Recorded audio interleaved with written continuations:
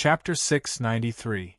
Now that Zhao Fu had become the world protector, he could control the Earth Realm Mark's power. Even though he could not use it on them, it would be good to scare them. After all, if they wanted to surrender, Zhao Fu would be the best choice. Hearing the voices from above, as well as the terrifying auras from the 90 or so city lords, the northern side's factions fell silent.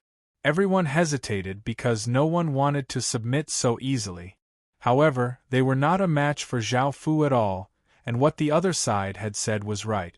The dangers in the future were not something they could defend against, and with Zhao Fu's conditions, he was the ideal person for them to submit to.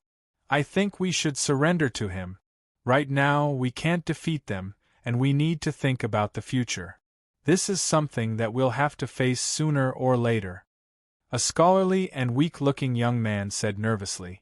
Another white-haired elder sighed and said, "If I wanted to have the power to resist, I definitely wouldn't surrender so easily. Even if we face dangers in the future, our system main cities can work together to deal with them. AI. If they only sent 6 million soldiers this time, we could still fight. However, they have 4 times as many soldiers as us, and the city lords have 3 times as many soldiers as us. We won't be able to help at all, and we'll be surrounded and killed." A middle-aged man in robes said as he sighed. "What should we do now? Fight? Or surrender?" A big man asked loudly when he saw everyone sighing. Swish, swish, swish. Suddenly, the sound of the air being torn could be heard as countless arrows gave off sharp auras. Everyone felt a chill run through their bodies, and their hairs stood on end. The arrows descended like a torrential downpour, and cries immediately sounded out. This caused the city lords to feel quite startled, and they hurriedly rushed out. It turned out that Zhao Fu had taken the initiative to attack after seeing that they had not made a decision for a long time. Arrows suddenly shot out, causing many system main city soldiers to be hit. The massive army of city lords gave off a boundless aura as they flooded towards the defensive wall. Zhao Fu first used the stone man heart and sent his emperor's power into it, summoning 5 stone giants that were 10 or so meters tall. They appeared below the defensive wall and took the initiative to attack. They continuously punched the defensive wall, causing it to tremble and start to crack. Even though the stage 1 soldiers were not to be trifled with, and their arrows gave off cold lights that could pierce through rocks, the giant's body was covered with arrows and could not stop them at all. Because they were just puppets formed from rocks, they did not have any life at all. Under Zhao Fu's control, they were naturally fine. Roar, roar, roar, roar. 4 loud roars rang out in a radius of more than 10 miles. Auras of different colors surged out of the soldiers' bodies, gathering together like a tide, forming 4 giant beasts that were hundreds of meters long. One was a giant cyan bull, controlled by Menqua, who was holding a long spear. The other was a big blue fish, controlled by Sima Kuo. The other was a ferocious purple-blood leopard, controlled by Li Mu. The last was a fox, controlled by Bai Shihan. Zhao Fu had ordered Bai Qi, Wei Liao, and Wang Jian to suppress those 3 areas, so he had not brought them here. Bai Shihan had condensed her general armament while Qin had been clearing out the region. She was also a 7 murders star, and this was not too surprising. After all, she was Bai Qi from a parallel world. She also used a sword, which had the same attributes as Bai Qi's 7 murders sword. However, the massive beasts that she condensed were different.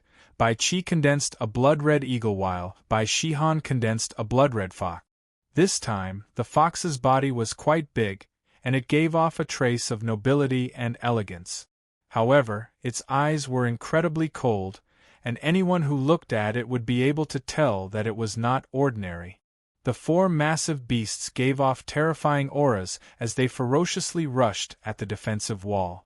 They gave off different lights that dyed the sky 4 different colors, causing people to feel quite terrified. With their current strength, they could even crush a small mountain.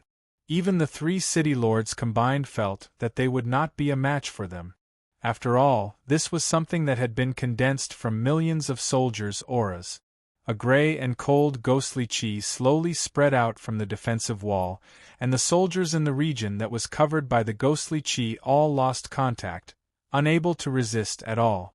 This ghostly chi seemed to be quite terrifying. On the other side, 10 powerful cavalrymen riding on skeleton horses and covered in black fog led a group of skeleton mages to summon transparent evil spirits that silently attacked the defensive wall. Now that the Disaster Knight had reached the Tier 4 standard, the 30,000 skeleton mages it controlled had also reached the Tier 2 standard. The evil spirits it summoned would also have Tier 2 strength. With 30,000 Tier 2 evil spirits, it would be a powerful force. Because they were transparent, they could silently invade people's brains and control their bodies, causing the soldiers to madly attack the people around them. These 30,000 skeleton mages were one of the few things that Qin had obtained from the undead disaster. Gathering 30,000 skeleton mages was incredibly difficult. Seeing this scene, the northern side city lords felt as if a massive flood was descending towards them, and they felt that they could not resist at all. They had underestimated Qin and had never thought that Qin would have so many attacks. In the next moment, the city lords felt that they would be destroyed by Qin. Wait, we're willing to surrender. The northern side city lords could not endure it anymore and cried out in terror towards Zhao Fu in the sky. Seeing this, a trace of a smile appeared on Zhao Fu's face, and he had the soldiers stop attacking. The massive aura from before instantly calmed down. This caused the northern side city lords to let out a sigh of relief, and they ordered their soldiers to give out their weapons and open the gates to accept Qin's soldiers. Zhao Fu smiled as he and Qin's city lords went down to the defensive wall and accepted the northern side soldiers. Looking at the dispirited looks on the northern side city lords' faces, Zhao Fu smiled as he said, "You definitely won't regret your decisions today. Great Qin's footsteps are unstoppable, and now that Great Qin is restoring its empire, if you perform well, you will receive even higher statuses." The northern side city lords squeezed out smiles and nodded in agreement. Zhao Fu's words were not wrong at all. It seemed that Qin was the strongest and had the most potential, but now that they had just surrendered, they could not bring themselves to feel happy. After all, the future was unknown. Zhao Fu happily accepted the 10 regions. Now that he was stronger, obtaining region main cities would be much easier. Chapter 694.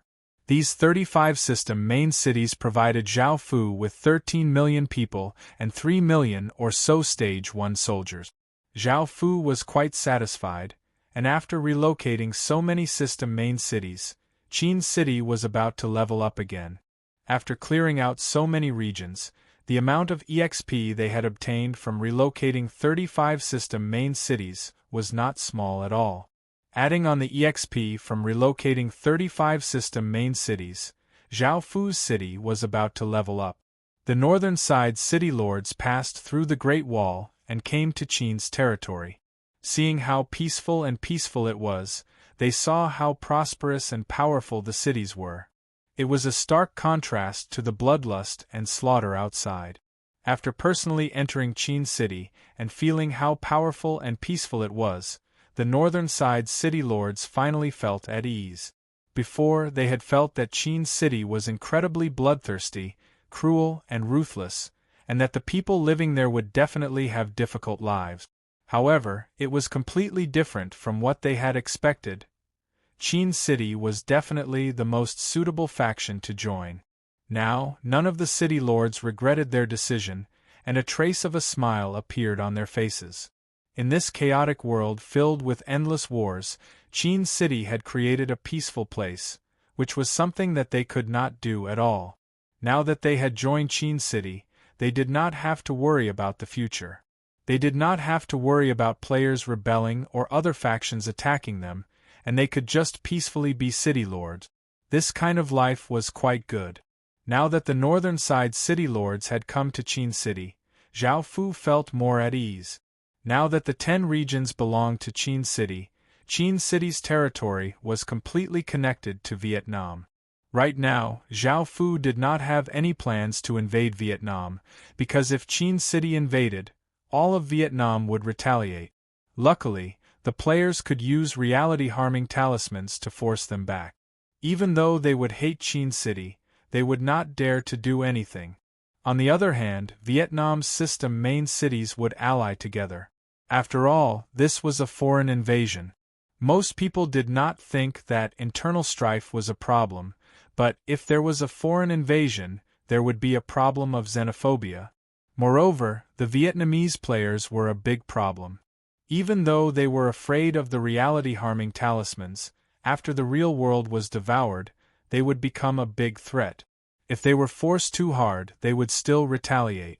At that time, the reality-harming talismans would be useless, as their bodies would have already entered the heaven-awakened world.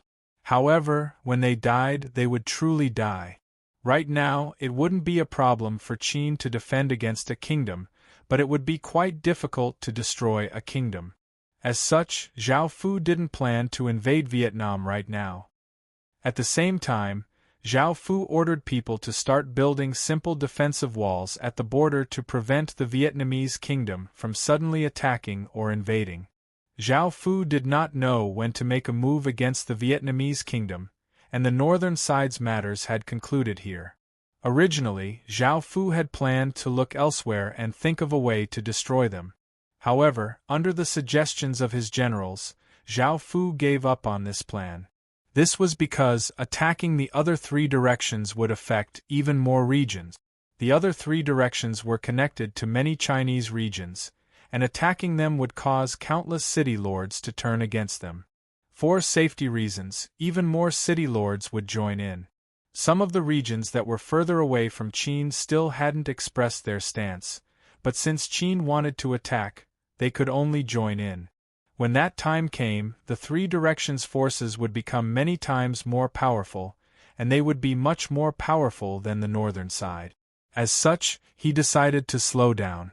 By now, Xiang Xianxing had completely digested the 10 regions, and his attitude became gentler as he tried to persuade the city lords to surrender and join Great Qin. With Great Qin's strength and defenses, it was the best choice for them, and he would slowly divide them. A few days later, even though Qin had sent out many letters, not a single city lord had surrendered, making Zhao Fu feel quite disappointed. Within the meeting hall, Sun Hanxiang said, "Your Majesty, I believe that they've been hesitating this entire time. After all, submitting to a faction and handing over their lives and cities to someone else isn't an easy matter. Why don't we open the city gates and welcome them into Qin? We'll let them see what Qin really is like. That will be many times more effective than persuading them to surrender, and it'll be much more convincing. Right now, everything outside the Great Wall is in chaos, and they'll have to deal with all sorts of dangers. Under such immense pressure, I'm sure many people will choose to join Qin." Wei Liao thought about it and felt quite hesitant before cupping his hands and saying, "Your Majesty, this subordinate feels that we should consider this matter. If we allow them to come to Qin, Qin's strength and arrangements will be completely exposed, and Qin's strength will be revealed. If they don't choose to surrender and instead choose to gather a larger force to attack Qin, they'll find out about Qin's arrangements, and Qin will fall into a disadvantageous situation. This subordinate feels that we should continue to sign contracts with them and use close-in tactics to split them apart and defeat them one by one." Zhao Fu sat on the throne and thought to himself. Sun Hanxiang's method was filled with confidence and domineeringness, and the benefit was that it didn't require a single soldier to obtain system main cities and their people. Wei Liao's method was more cautious and cautious, but it was a good method. However, it would take a lot of time, as no one would believe you in a short period of time. Only after interacting with you for a long time would people start to believe you. What do you all think? Zhao Fu looked at the crowd below. At that moment, Bai Qi cupped his hands and stepped forward, saying, "Your Majesty, I believe that once we've digested these 10 regions, we'll gather our forces, find a direction, and kill our way to the end. No faction will be able to react in time and will be destroyed. When the time comes, Qin will have a greater strength, and it shouldn't be a problem for him to turn around and destroy the other two forces. His domineering killing will make them surrender. At that moment, Bai Qi also proposed a strategy, which Zhao Fu felt was quite good. It was very fast, but it would consume a lot of resources. Moreover, Qin City would have no soldiers, and the other two factions might suddenly attack. However, with the huge population of Qin, it wouldn't be a problem to defend the Great Wall. However, there would be a lot of deaths, and the whole of Qin would be under a lot of pressure. Li Si also stepped forward and voiced his thoughts. Your Highness, right now all of the system main cities are under a lot of pressure, and they understand how difficult the future will be. You can marry some of the city lords' relatives, and with this relationship, they will naturally trust Qin and join Qin City. You can also choose some women from Qin City and give them to the city lords. By using this relationship, you will be able to gain their trust. After hearing this, Zhao Fu couldn't help but glare at him. Even though this was a good idea, Qin City wasn't so weak as to use women to solve the problem. Chapter 695. Zhao Fu was thinking about which method to use, unable to make a decision for a long time. At that moment, Guo Binglin walked in with a solemn expression and reported the information he had suddenly received. A long-lasting conflict finally broke out. The news that Guo Binglin received was that the system factions had started to act against players. The power-restricting system main cities had disappeared, and system main cities could now act against players without fear. Before, the system main cities had been on guard against players retaliating in the future, so they had always been wary of players. Some people even hated players, and the players were quite displeased with how arrogant and domineering the system main cities were. There had always been conflict between the two sides, but due to some sort of restriction, the system main cities could not make a move against the players. Even though the players were quite displeased with the system main cities, it was better than having nowhere to go. As such, they could only endure it. After all, the system main cities were neutral, and there was nothing they could do about it. But now, the thing that had been suppressed for so long had finally erupted.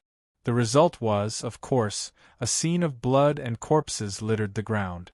The information he had obtained in the Heaven-Awakened world was not complete, so Zhao Fu quickly returned to the real world and ordered people to gather all of the information. This was a big matter, and there were already signs of the chaotic world. It would not be long before it was fully unleashed.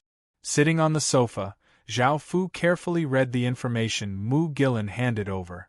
One of Long Hanging City's generals asked solemnly, "City Lord, did he really have to do this? This is a little too cruel and bloody." The gloomy young man coldly snorted, "What else can I do?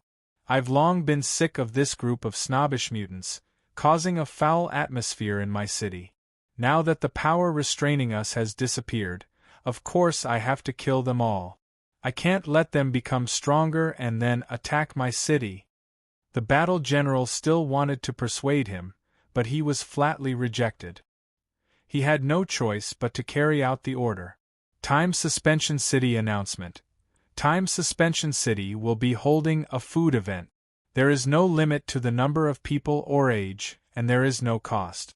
As long as you can eat a big bowl of porridge, you will be rewarded with a silver coin. There were not many players in Long Hang City, only around 100,000. Initially, when they heard about this, they did not believe it. After all, there was no fee, and they were rewarded with a silver coin just for eating porridge. Most people would not believe such a good thing.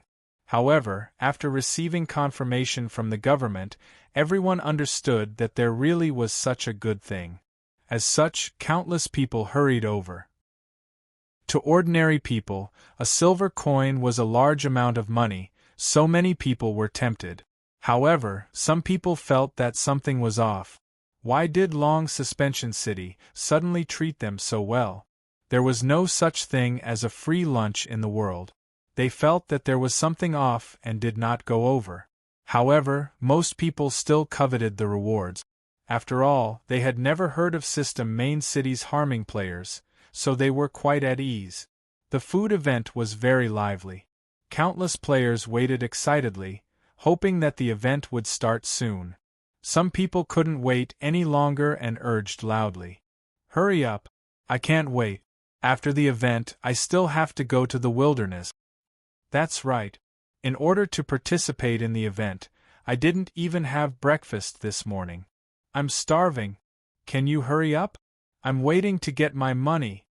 The general standing on the tall building looked down at the people below with a trace of pity as he sighed and said, "Carry out the order." Following this, the soldiers brought out bowls of porridge. This porridge wasn't plain porridge but had many ingredients added to it. It smelled incredibly fragrant and made everyone's appetite increase. Many people couldn't wait any longer and started to eat. Some people didn't have enough and went to get another bowl. Suddenly, a person who had been eating porridge coughed up a large mouthful of blood and fell to the ground. His face twitched in pain a few times before he stopped moving. This sudden turn of events gave everyone a big fright. Following this, the players all coughed up blood and fell to the ground. Only now did the players realize that the porridge had been poisoned. However, it was already too late. Those who had eaten the porridge had been poisoned to death, and corpses littered the ground, looking quite wretched. Some of the players who had sensed that something was off were incredibly shocked when they saw this scene. They had never thought that a system main city would slaughter players, and they didn't dare to stay here. They hurriedly packed their things and prepared to run. However, they were stopped by the system main city soldiers, and just as the players wanted to say something, the system main city soldiers attacked and started to kill the players. Out of the 100,000 players, less than 2,000 of them managed to escape. Looking at the corpses on the ground, Long Hang City's city lord gave a pleased smile. He had finally done what he had wanted to do for a long time, and he ordered his people to take everything of value and feed the corpses to wild beasts. Long Hang City's city lord sat on a chair and discussed with his people before a savage look appeared on his face as he said, "Carry out the order." Announcement: Otherworlders, please gather at the eastern side of the city.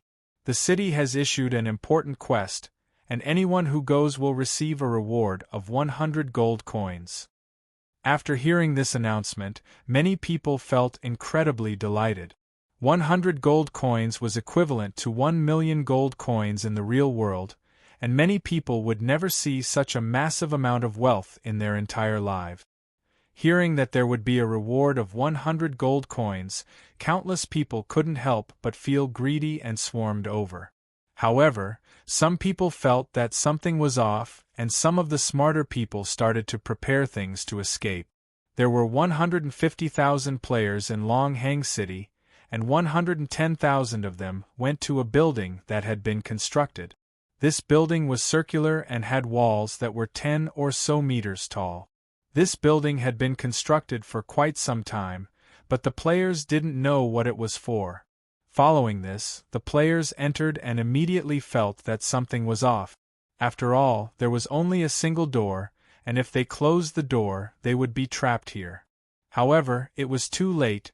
The archers had long since been prepared, and they started to shoot arrows, killing the players.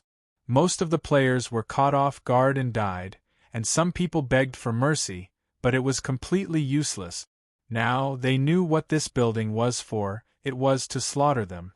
In the end, all 110,000 players were killed, and their blood dyed the ground red. Corpses littered the ground, and their bodies were covered with arrows. Before they died, their faces were filled with terror, and they looked incredibly wretched. Luckily, the remaining 40,000 players had long since sensed that something was off and had escaped from Long Hang City's massacre. Firebird City announcement: Otherworlders, please head to the Firelands.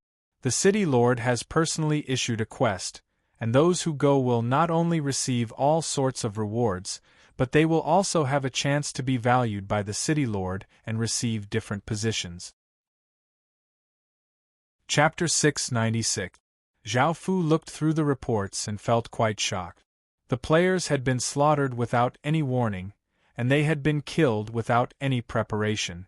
It was as if all of the city lords had agreed to attack at the same time.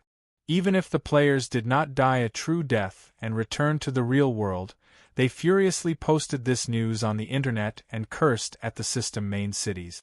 However, the news did not spread in time, and because all of the city lords had simultaneously attacked, the players had suffered heavy losses. It was not just Chinese players but players from all over the world who had been slaughtered by the system main cities. The scene was incredibly gory, and hundreds of thousands of players had been slaughtered without any resistance. This caused countless people to feel a chill in their hearts. By now, many people did not dare to stay in the system main cities. Those with villages hid in their villages, and those without villages hid in the wilderness.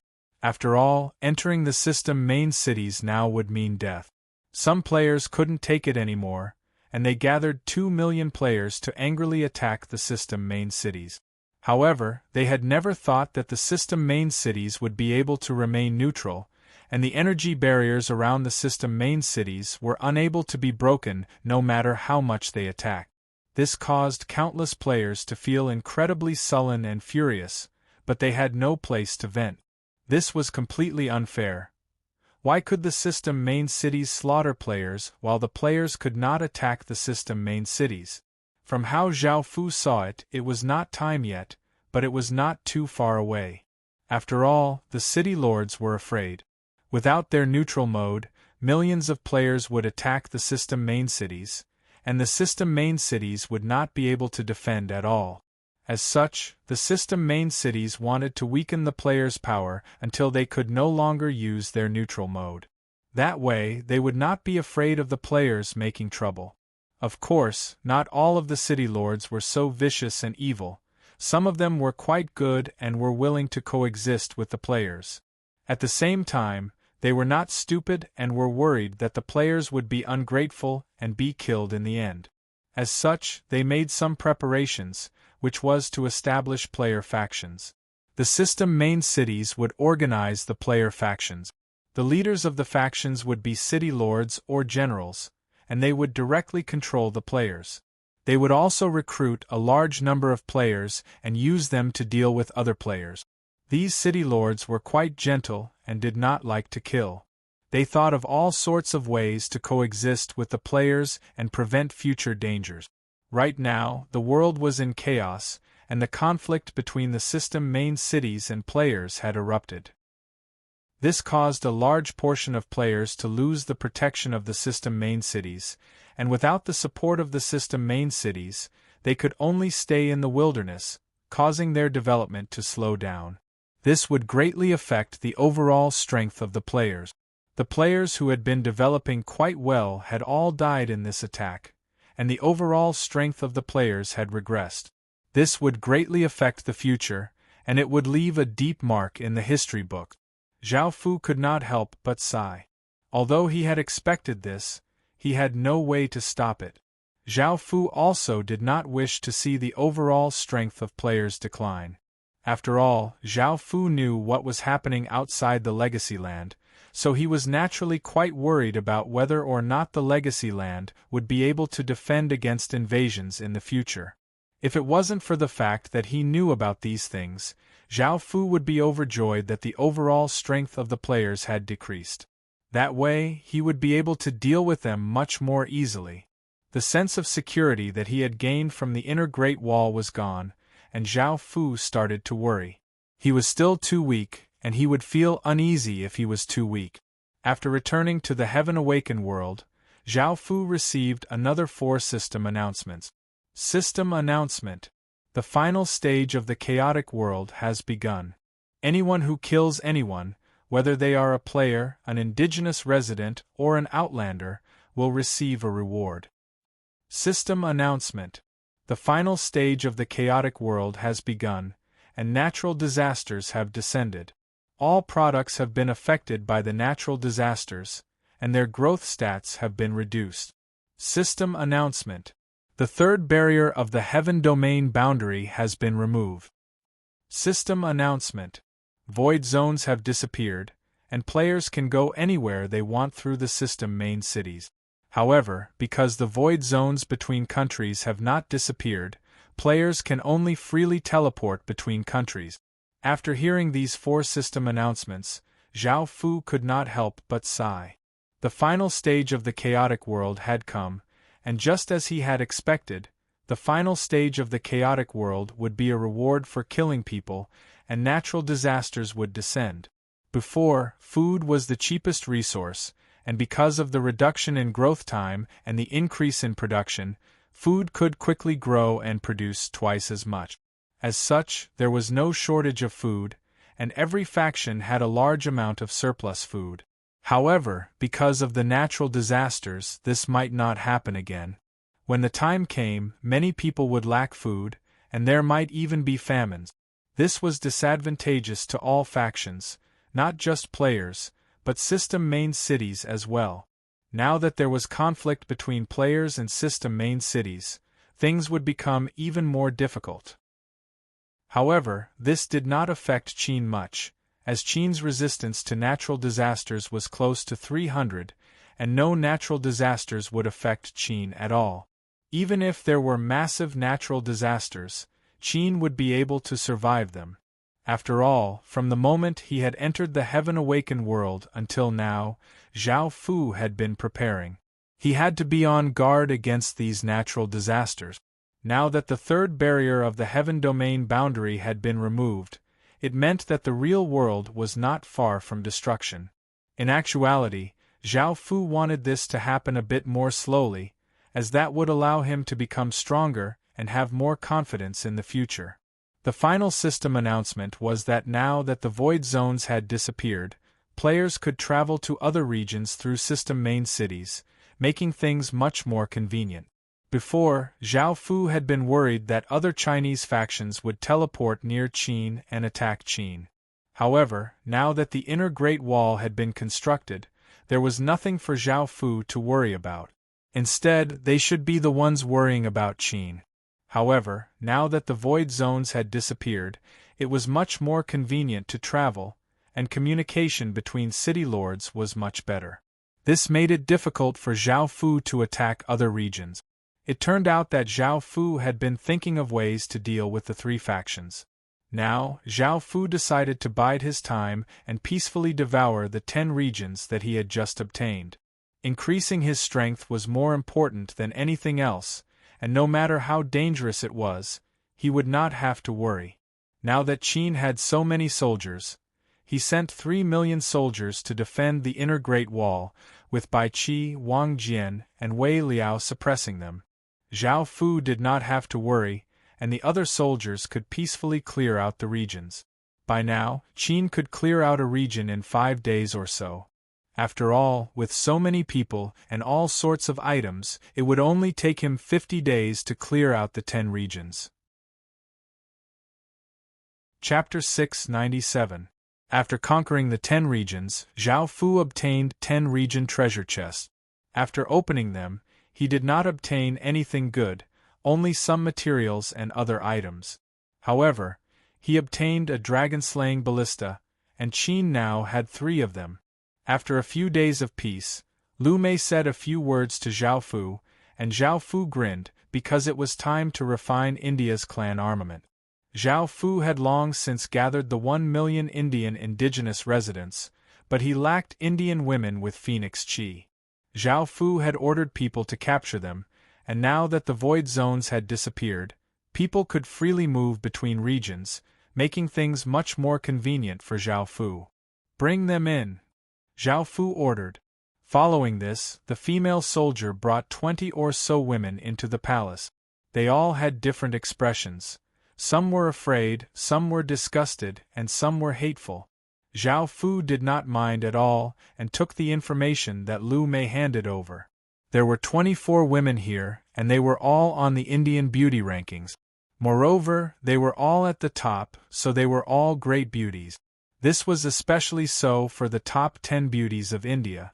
Zhao Fu felt that the phoenix chi would be enough to refine a clan armament. He was quite interested and ordered people to bring 9 of the top 10 beauties to him.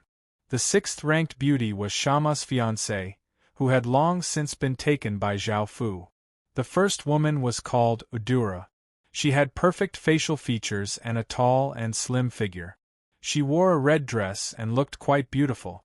In terms of looks, she was comparable to Wu Qingyang, but her aura was a bit weaker. It was said that she had come here of her own accord, and she looked at Zhao Fu with a slightly flirtatious gaze. The second woman was also quite beautiful and had a fiery figure. She wore fewer clothes, revealing a lot of her skin, and she gave off an alluring aura. She lightly bit her lips and twisted her body, looking as if she was seducing Zhao Fu. She was called Ashala. The third woman had an extremely beautiful face and an elegant figure. She was dressed in men's clothes and looked at Zhao Fu hatefully. She knew that the man in front of her was India's greatest enemy, and she was called Andrea. The fourth was called Iwini. She was quite beautiful and had a voluptuous figure, but she gave off a gentle and quiet aura. She looked at Zhao Fu with some fear. The fifth was Kristen, and she also stared at Zhao Fu furiously. She also had a beautiful face and a slim figure, and she gave off an intellectual aura. The sixth one was Daphne. She was very frail, and her figure was also very slender. The seventh one was Debbie. She looked like a very sunny girl and probably liked sport. Zhao Fu saw that she had muscles on her body. The eighth was Lorcy. She had a beautiful face and a graceful figure, and she gave off a gentle aura. The ninth was Catherine. She looked sweet, but she was a little short. Her skin was delicate, and she was a very attractive girl. Looking at them, Zhao Fu looked at the other women, and he could not help but laugh. He had captured so many women from India, and they were all incredibly famous women. Wasn't this a bit too much? India most likely hated him to death. Not only had he killed their people and taken their clan armament, but he had also taken their women. Zhao Fu felt that this was simply too much of a sin. However, there was nothing he could do about this. Zhao Fu needed them to refine the clan armament. I'm sure you all understand that I captured you because I want you to be my women. As long as you are loyal to me, I will treat you well. At the same time, you won't have the right to refuse. After speaking, Zhao Fu did not care whether or not they agreed, and he made them all concubines. The massive amount of phoenix chi caused the Emperor Phoenix statue to go through changes, and it became 200 meters tall. This was because more than half of India's phoenix chi was gathered here. These women felt quite displeased towards Zhao Fu's barbaric and domineering actions. Some of them feared Zhao Fu and did not dare to show it, while others ferociously glared at Zhao Fu. However, the first-ranked Eudora and second-ranked Aishala happily smiled as they walked up and sat on Zhao Fu's legs. They hugged Zhao Fu and said shyly, "Your Majesty." Following this, the two of them took the initiative to kiss each other. Zhao Fu felt quite surprised, but he still accepted them. He hugged each of them and kissed them for a long time, causing them to blush and lean against Zhao Fu's shoulders as they panted. This caused the Indian women below to feel that they were quite shameless. They were so proactive and did not have any backbone at all, and they felt quite disgusted and ostracized. However, the two of them knew the situation the best. India had already been heavily wounded and would no longer have any chance to become the overlord of the world. India did not have any hope at all in the future. The man in front of them already stood at the peak of the world, and it was him who had heavily wounded India. If they had to talk about the most powerful faction in the world, it would be Qin. By relying on such an expert, they would not have to worry about anything in the future. This was not just for their futures but for their families. It was better to voluntarily submit to him than to be forced to submit. Zhao Fu looked at the two beauties hugging each other and felt that the life of an emperor was quite intoxicating. However, Zhao Fu did not forget what he had to do, so he brought them to the room. India's clan armament was still bound by countless chains, and Zhao Fu brought the women below. By now, they had noticed the clan armament, as it belonged to India. They could sense it, and even their bloodlines started to boil. They did not know why Zhao Fu had brought them here. After coming here, Zhao Fu thought about the refining process from last time and could not help but shake his head. He pulled Eudora over, and Eudora cooperated and hugged Zhao Fu. Their eyes met and soon they kissed. Following this, Zhao Fu started to take off her clothes. Ashera flirtatiously smiled as she took off her clothes and lightly hugged Zhao Fu. Seeing this scene, the other women's faces became red, and they understood what was about to happen. Because Eudora and Ashara's reactions were too intense, Zhao Fu's clothes were taken off by them. Zhao Fu was unable to control himself, and the situation immediately spiraled out of control. A series of banging sounds continued from day to night. Afterwards, Zhao Fu felt incredibly refreshed, and his 6 desires' demonic qi had become much stronger. There were many women lying on the ground gasping for breath, and they all looked incredibly satisfied. Looking at the women on the ground, Zhao Fu felt quite awkward. Once the situation spiraled out of control, he could not stop it. He remembered that he had forced himself on a few women, but they had only resisted slightly before quickly submitting. The 6 desires' demonic qi was the main reason. Andrea, who was ranked 3rd, had resisted the most, but she was also the most lustful. Of the 24 women, some were virgins, some were not, and some were already married. Zhao Fu did not care too much about this.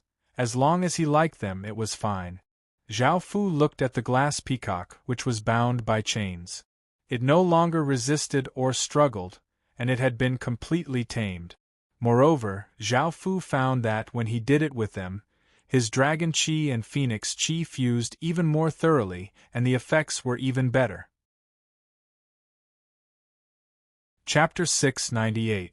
Even though it was night time, Zhao Fu still held the glass peacock and gathered his generals. Because Bai Qi, Wang Jian, and Wei Liao had to defend the borders, Zhao Fu switched out 3 more people.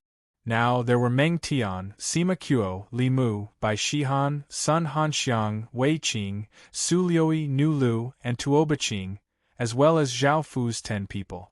After coming to the heaven and earth refining formation, Zhao Fu felt quite excited because this was a clan armament. There were only 4 of them in the human world, and they were even more powerful than nation armament. Even in the Heaven Awaken world, they were incredibly rare items. Zhao Fu first placed the energy stones before placing the glass peacock at the center of the formation. The 10 people stood around the formation, forming a circle around it. Zhao Fu looked at them to see if they were ready, and seeing that they were, Zhao Fu gestured for them to begin, and everyone nodded. Boom! A massive explosion sounded out as Zhao Fu activated the heaven and earth refining formation, causing countless energy stones to turn into dust. A formless energy grabbed the glass peacock and flew into the sky, and a massive aura spread out. Traces of different auras rose up from the 10 people's bodies as they unleashed their powers. City Lord seals floated out of their bodies and hung above their heads, giving off intense light and terrifying power. Boom! The 10 people each stretched out a hand towards the heaven and earth refining formation, and 10 rays of light shot into the formation.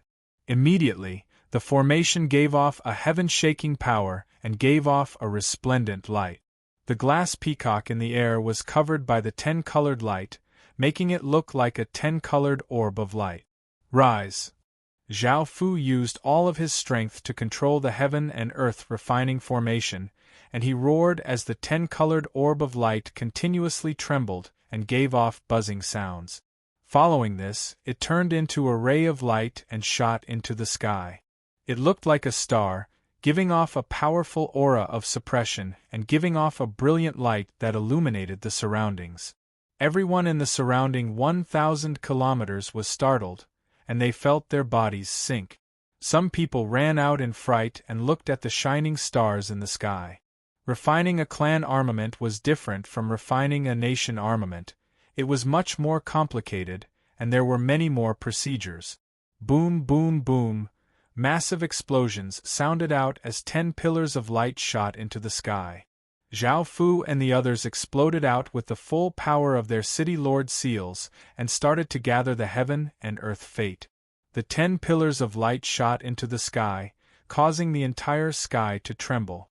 A wave of light containing terrifying power swept out, causing the clouds in the surrounding thousands of kilometers to dissipate. Suddenly, heaven and earth began to change, and countless traces of fate seemed to be attracted by something. It madly gathered here, and the starlight in the sky dimmed at a speed visible to the naked eye. Dust and gravel were swept up, and countless trees swayed madly as if they would be uprooted at any moment. This sudden change in fate caused countless Chinese espers and espers to wake up. They came out of their houses and looked towards the north, and their expressions became serious. They could sense that all of China's fate was madly gathering towards the north. The north was where Qin resided, and only Qin could gather such a massive amount of fate. However, what was Qin doing? Why was he gathering such a massive amount of fate? Before, when refining a nation armament, it had only affected the northern side of China, but now it had affected all of China. This massive amount of fate gathered made everyone feel quite worried, afraid that Qin would do something big again. Now that the chaotic world was in its final stages, it was incredibly chaotic and bloody.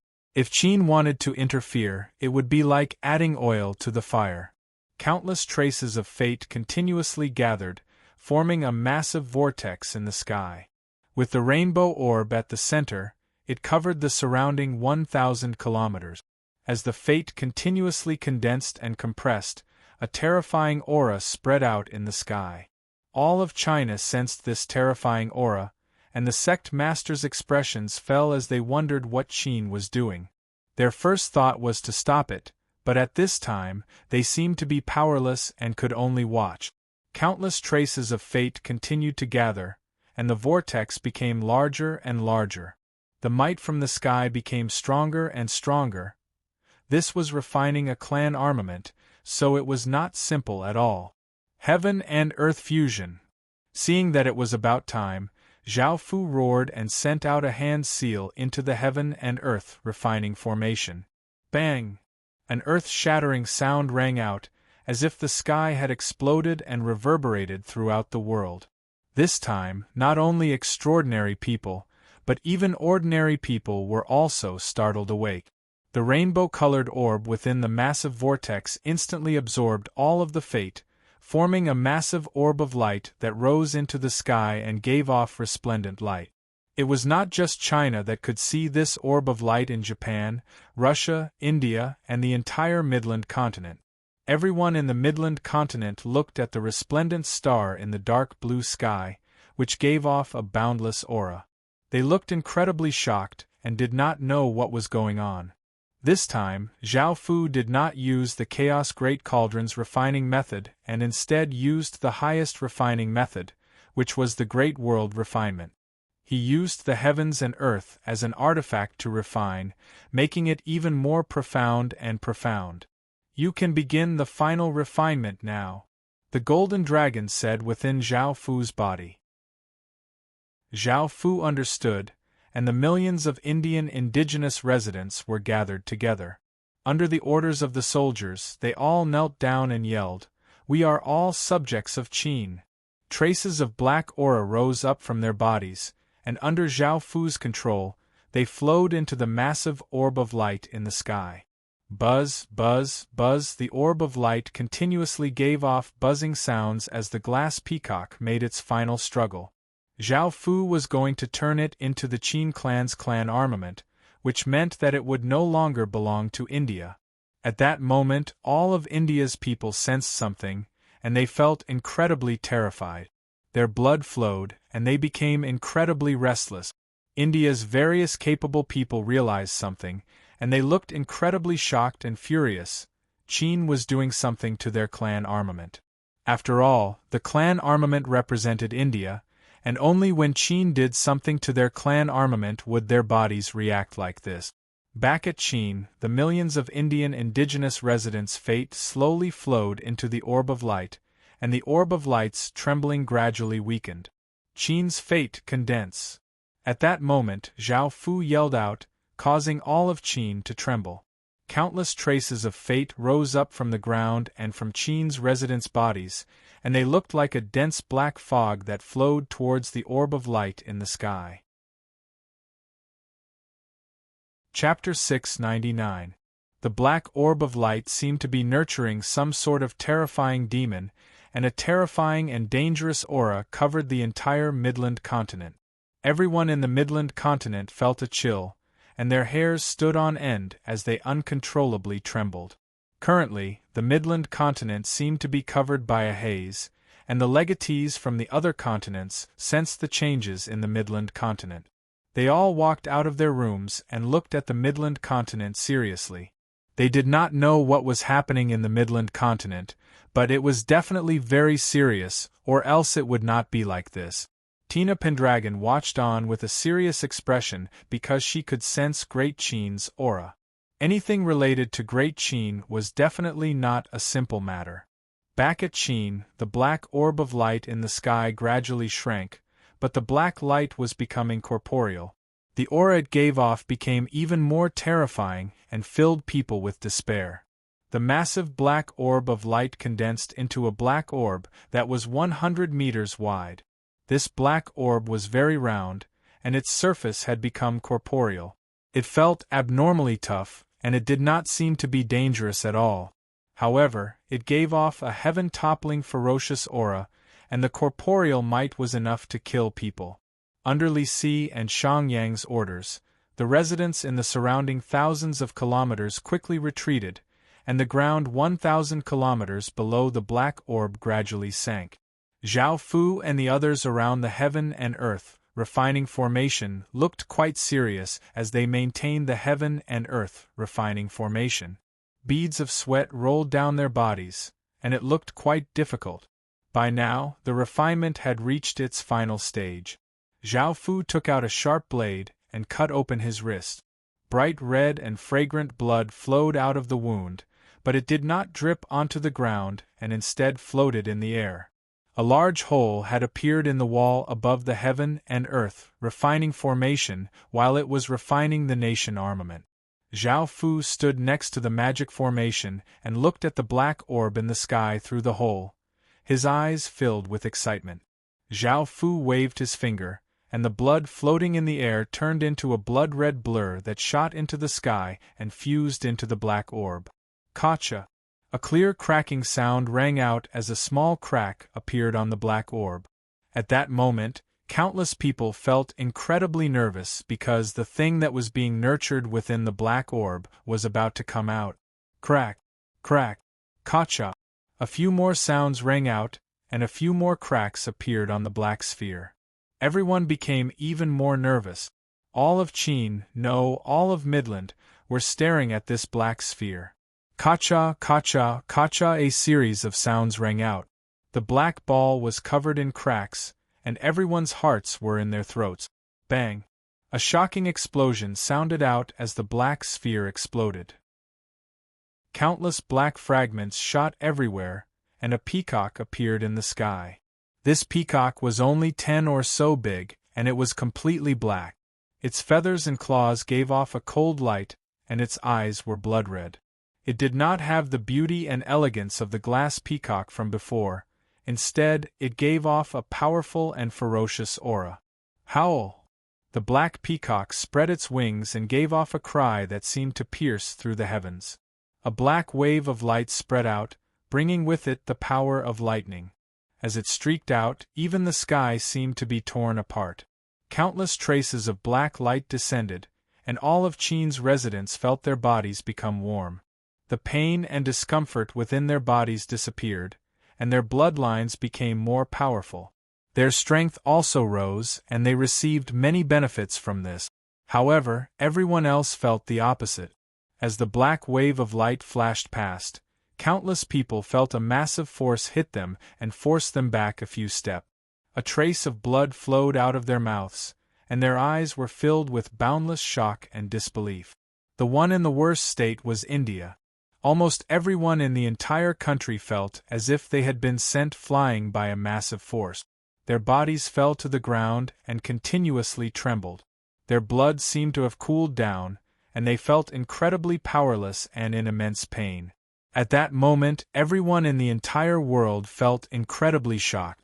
They had never thought that Qin would have the ability to forge this thing by itself. On a misty mountain peak, a Taoist disciple saw the sect master look at the black peacock in shock and asked curiously, "Sect master, isn't it just a powerful black peacock? Wasn't it just a powerful black peacock? Why was it so shocked? What was so different about it? Could it be some kind of magical item?"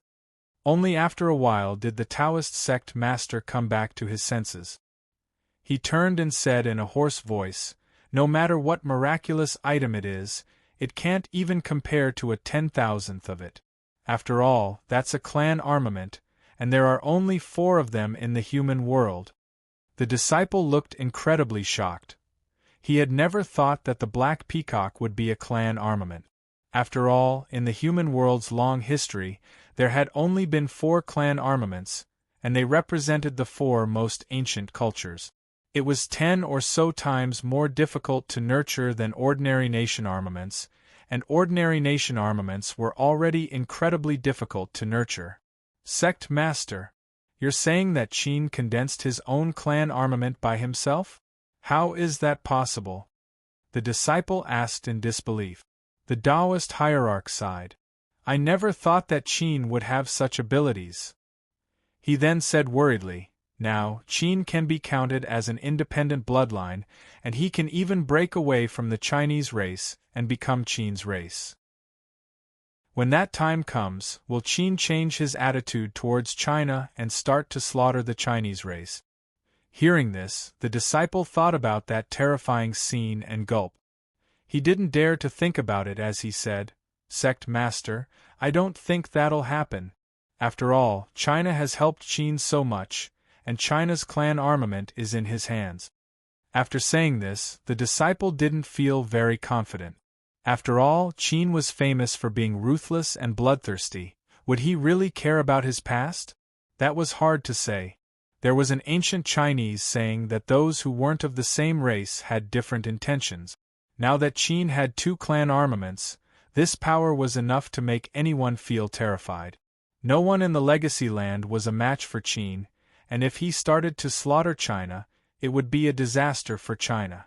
The Taoist hierarch didn't know what Qin was thinking, and he could only hope that Qin wouldn't act like this. At the same time, he gave the order that no matter what happened in the future, they were not to become enemies with Qin. The 100 schools of thought and various sects also realized this, and they all gave the order not to become enemies with Qin, as they were afraid of angering Qin. If Qin went crazy, he wouldn't care about anything, as he could say that he wasn't of the same race. Of course, that was up to Qin's legatee. Chapter 700. Zhao Fu looked at the black crystal peacock and felt that the aura it gave off was even more intimate than the imperial ruler's seal's aura. After all, he had reforged it and fused it with his blood, so it was much closer to him. As for the imperial ruler's seal, Zhao Fu suddenly thought about refining it into Qin's clan armament. The imperial ruler's seal would no longer belong to China but to Qin, and Qin would no longer have 2 clan armaments. Just as Zhao Fu thought about this, the imperial ruler's seal immediately sensed it and slightly trembled, seeming quite afraid. If he refined the imperial ruler's seal, Qin would be completely independent. Not only would it be independent in terms of appearance, but even its fate would be independent. Zhao Fu could not help but sink into his thoughts. After a while, Zhao Fu decided to give up on this idea. After all, his roots were Qin and Qin's roots were China. Qin was a part of China's history, and both its culture and bloodline belonged to China. Moreover, the imperial ruler's seal had long since been used by him. Moreover, he was only where he was today because of China's fate, so after thinking about it, Zhao Fu decided to give up on the idea. Now that Qin had formed its own clan, it had obtained some bonuses from its bloodline. Even though it was not very obvious, it would definitely be useful. The matter of refining the clan armament concluded here. Zhao Fu looked at the dark sky and saw that everyone looked quite tired. This refining had used up a lot of their strength, so Zhao Fu had them go back to rest and recover their strength. Zhao Fu held the black crystal peacock, which had been renamed the Qin Emperor's Peacock, and placed it with the imperial ruler's seal to suppress Qin's fate. Half a month later, because the chaotic world had reached its final stage, natural disasters descended. These natural disasters were not just on the surface, and they were true disasters. Just like the disaster festival, all sorts of disasters occurred. Zhao Fu received information about many regions being affected by disasters. Some regions were continuously raining, and some low-lying areas were flooded. Some places were dry without any rain, and the high temperatures caused the ground to be extremely dry, and there were already signs of cracks. In some places it started to snow or hail, freezing some crops to death. The hail also caused many casualties. The most common disasters were floods, droughts, ice disasters, earthquakes, and wind disasters. The other disasters weren't as numerous as the disaster festival. However, these disasters did not have disaster beasts, nor could they be stopped by killing disaster beasts like the disaster festival.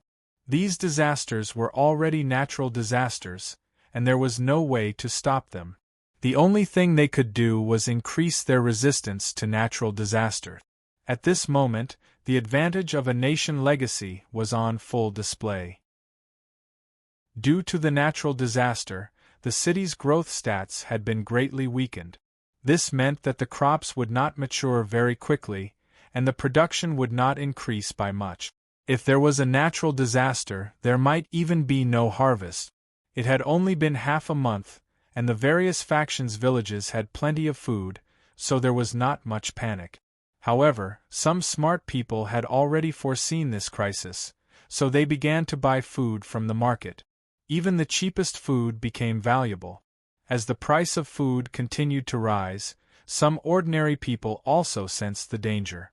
These natural disasters would last for an unknown period of time.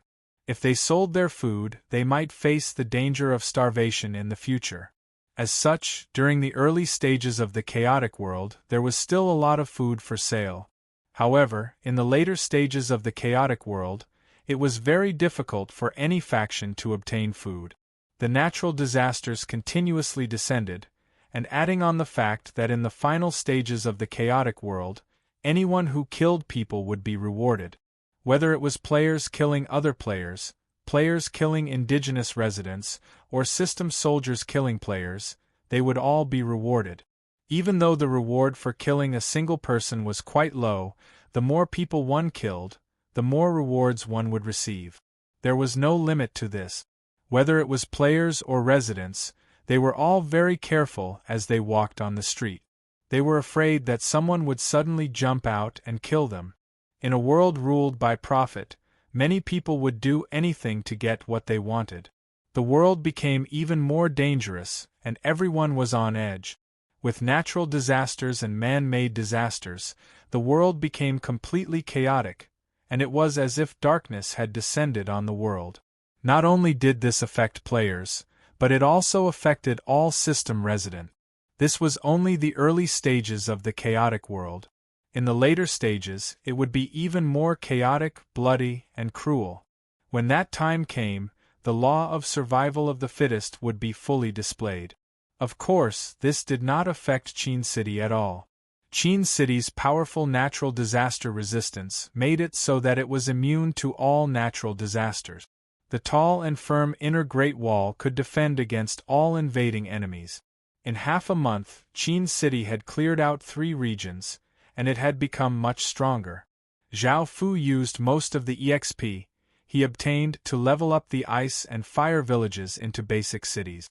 Zhao Fu mainly considered Binoche and Karash.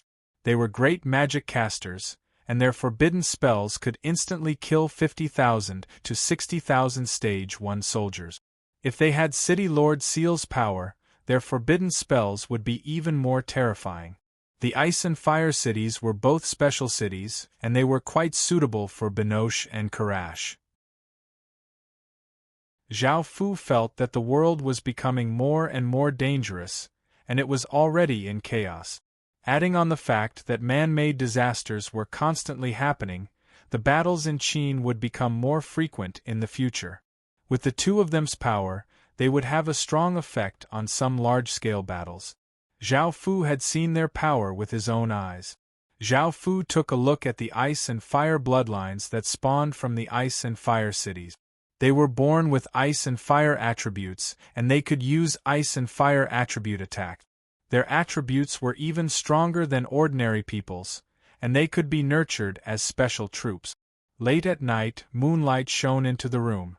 Next to Zhao Fu, Nu Lu, Tuobaqing, Binoche, and Karash had all fallen asleep. Wu Zetian's face was red as she lay on Zhao Fu's chest, panting. She had most likely just finished doing something. After a while, Wu Zetian asked, "Zhao Fu, what should you do now? This chaotic world is an opportunity, as well as a major trend. I feel that General Sun's method is very suitable at this time. The system main cities in the outside world are continuously suffering from natural disasters and man-made disasters, which puts a lot of pressure on them. If they personally see how powerful Great Qin is, many of them will definitely submit. Also, you should send letters to further places to persuade them to surrender. It would be best to send them to the nearby 100 or so regions. That way, the chances of them surrendering will be much higher. Now that the Heaven Awakened world is like this, they won't be able to run anywhere. Also, with the chaotic world starting, the system main cities won't be able to take care of themselves. I think we should speed up the process of clearing out regions, or we can suddenly attack and catch them off guard." Chapter 701. What do you think? Wu Zetian asked as she looked at Zhao Fu with her beautiful eyes. Zhao Fu smiled and looked down at Wu Zetian as he said, "I'll think about it and make some preparations." Wu Zetian lightly laughed. "That's good. You're the only man I can rely on, and I hope that Qin City will become more and more powerful." Hearing her words, Zhao Fu couldn't help but lightly laugh as he said, "Is that so? Don't you have any other thoughts? Don't you want to have some power in Qin City?" Wu Zetian lightly harumphed and did not hide anything as she replied, "Of course I do. However, I understand that I can't topple Qin City like how I toppled the Tang dynasty. You're too domineering, and I can't resist at all. Even my body can't leave you. Now, I'm one of the women you care about the most, and I have quite a bit of power in Qin City. I understand your personality, and you don't have to worry about the future at all. I'm already very satisfied with the current situation. If I have time, I'll wander around in Qin City and see some new things. I'll do it with you every day and enjoy this life for the rest of my life. The only thing I'm worried about is Wu Qingyang's kingdom. I don't want it to be destroyed just like that." Hearing her words, Zhao Fu thought of Wu Qingyang and said earnestly, "Don't worry. I'll help her." Wu Zetian flirtatiously smiled as she looked at Zhao Fu and said, "I believe you." Looking at how flirtatious she looked, Zhao Fu could not help but feel his heart heat up. He flipped over and pressed Wu Zetian under his body. Under Zhao Fu's nourishment every day, Wu Zetian became more and more beautiful and mature, and she was even more alluring than before. After another round of lovemaking, Wu Zetian lightly shivered at Zhao Fu and panted as she said, "Go and satisfy Lingyue tomorrow. She's my daughter, and I don't want you to neglect her." Zhao Fu smiled and nodded, and the two of them hugged each other and fell asleep. The next day, Zhao Fu began to discuss with the various generals. After Sun Hanxiang found out that Zhao Fu had accepted her suggestion, she smiled happily. Now, the question was how to implement it. First of all, he had to take some precautions. When he showed Qin's power, he had to prevent Qin from leaking all the information.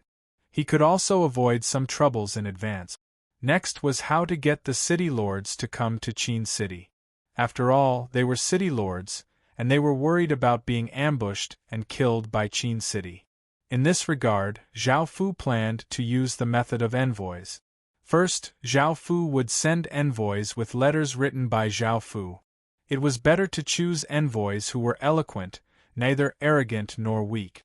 In this way, it could show Qin's sincerity and attitude, and also prove Qin's strength. Of course, those who were eloquent and cultured were scholars.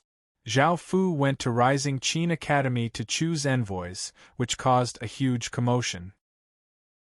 After all, this was another opportunity to obtain power.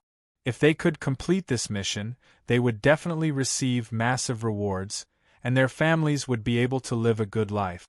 Reality proved that Zhao Fu had not made a mistake in nurturing Qin City's culture. Standing on the high platform, Zhao Fu looked down at the youthful scholars and beauties, all of whom looked delighted and excited. Zhao Fu quickly chose envoys. Following this, Zhao Fu did some tests to see if they could meet the requirement. He then explained some things to them, and after a few days of nurturing, they would be qualified. Zhao Fu started to carry out his plan. These envoys were all scholars, and even though they were well educated and eloquent, they were a bit weak. In this world where the strong preyed on the weak, being weak would definitely be looked down upon, so they could not just go like this. This was quite easy to resolve. Qin City had more than 10,000 Stage 3 soldiers, and those with Stage 3 cultivation were all system warlords. If each envoy brought 5 warlords to visit, just thinking about it would be shocking, and no one dared to be careless. From the very beginning, they would be able to display Qin's terrifying strength, causing them to treat Qin City seriously. This would make it much more convenient for them to do other things. Apart from bringing 5 Stage 3 soldiers, they would also need to bring some gift. They could prepare some of Qin City's specialties as a token of their respect. It would be better if the gifts were more expensive, as this would show their strength and show their respect. If the city lords were convinced, they would not have to come to Qin City themselves. They could also send envoys to talk and have them understand Qin City. This would increase their trust and help them submit to Qin City. After everything was prepared, the plan began. Groups of envoys left Qin City and went to various regions. Zhao Fu felt quite excited and wondered what the outcome would be. In Godly Military City, a valiant-looking middle-aged man sat on the high platform, frowning as he dealt with various matters. Now that they had entered the chaotic world, there were more than 10 times as many things to worry about. This city lord was called Zhou Chang, and he was a righteous person. He was one of the city lords who did not slaughter players and chose to live peacefully with them. He felt that even if he slaughtered players, he would not be able to resolve the situation in the future and would only increase the hatred between the two sides. In the end, a massive battle would erupt between the two sides, and the players would have an advantage in numbers. If they still had their undying privileges, and the system main cities were unable to remain neutral, the system main cities would be completely suppressed. After all, players could simply overwhelm a system main city with numbers. Because of the rewards for killing players, there were often riots in system main cities, and Zhou Chang constantly sent soldiers to suppress them. However, the system main cities were still in chaos, making it so that the residents did not dare to go out, and the streets became much more desolate. Moreover, even though the Godly Military City had prepared a lot of food, they had not been able to harvest a single grain. If this went on, they would run out of food sooner or later. They couldn't wait until the end to solve the problem, because by that time, the food would be gone, and it would be too late to think of a solution. If they couldn't get food, then they would starve to death. No one wanted to accept that outcome. "City Lord, I have something to report." A soldier walked in and cupped his hands as he reported. Zhou Chang felt quite annoyed as there were so many things that had not been resolved, and now there was another problem. It was quite a headache, but Zhou Chang still asked, "What is it?" "It's a group of envoys who claim to be from the Qin Empire, and they want to meet the city lord." The soldier replied honestly. The Qin Empire? Zhou Chang had heard of this before. It was a massive faction that had appeared in the south, and it was the legacy of an otherworlder empire. It had already unified 31 regions, and its strength was unfathomable. It would be no problem for it to resist 60 or 70 regions. Chapter 702.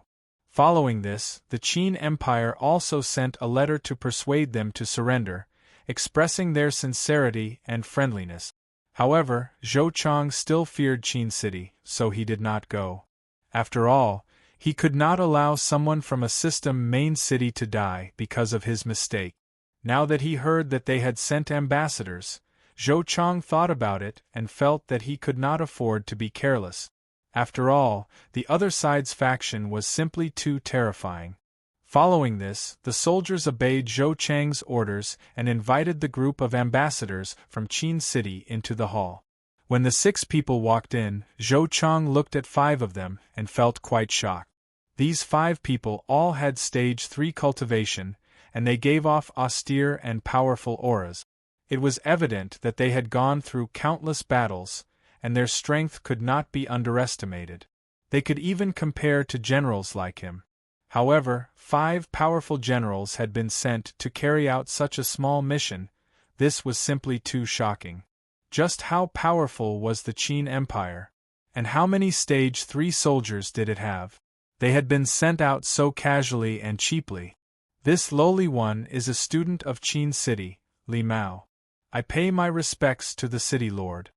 The scholarly robed young man gave a trace of a smile and bowed to Zhou Chang in a neither servile nor overbearing manner.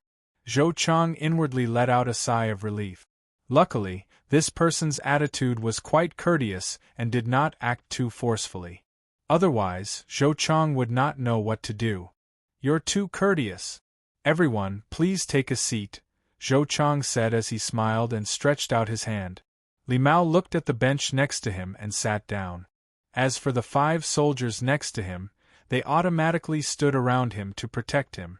Right now, Li Mao's cultivation was not even at stage 1 to 7, and he was only at stage 0 to 7. Zhou Chang noticed this small detail. He had invited them to sit down, but only Li Mao had sat down. Instead, the soldiers had instinctively stood by Li Mao's side. This meant that the other side's military discipline was quite strict. This was indeed the truth. Qin City's military discipline had always been led by Bai Qi, with the other generals assisting him. Of course, the military discipline was quite strict, as all powerful armies had strict military discipline. Zhou Chang thought that Li Mao's identity was quite important, which was why the soldiers were so protective of him. He couldn't help but ask curiously, "I can see that Sir's bearing is quite extraordinary. You must have a high position in Qin City, right?" Li Mao smiled humbly. "City Lord, you may have misunderstood. I'm just a student of the Qin Academy. I'm fortunate to be valued by His Highness. I've been sent to various regions with thousands of students to show the friendly attitude of our Qin Empire. His Majesty is not only a genius, but he is also a kind person who loves his people as if they were his own children. He doesn't want to kill too much and doesn't want too many lives to die. He is willing to coexist peacefully with the city lords."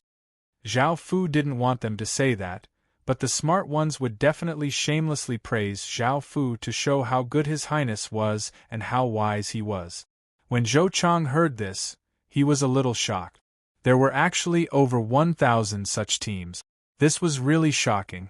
Each team had 5 warlords, and there were over 5,000 warlords in the 1,000 teams. A system main city would only have 3 generals, 10 system main cities would only have 30 generals, and 1,000 system main cities would only have 3,000 generals. If the other party could easily send out 5,000 battle generals, then how many battle generals would they have in total? Moreover, if the other party had so many battle generals, would they have even fewer stage 1 and stage 2 soldiers? When he thought about the other party's strength, Zhou Chang felt a chill in his heart.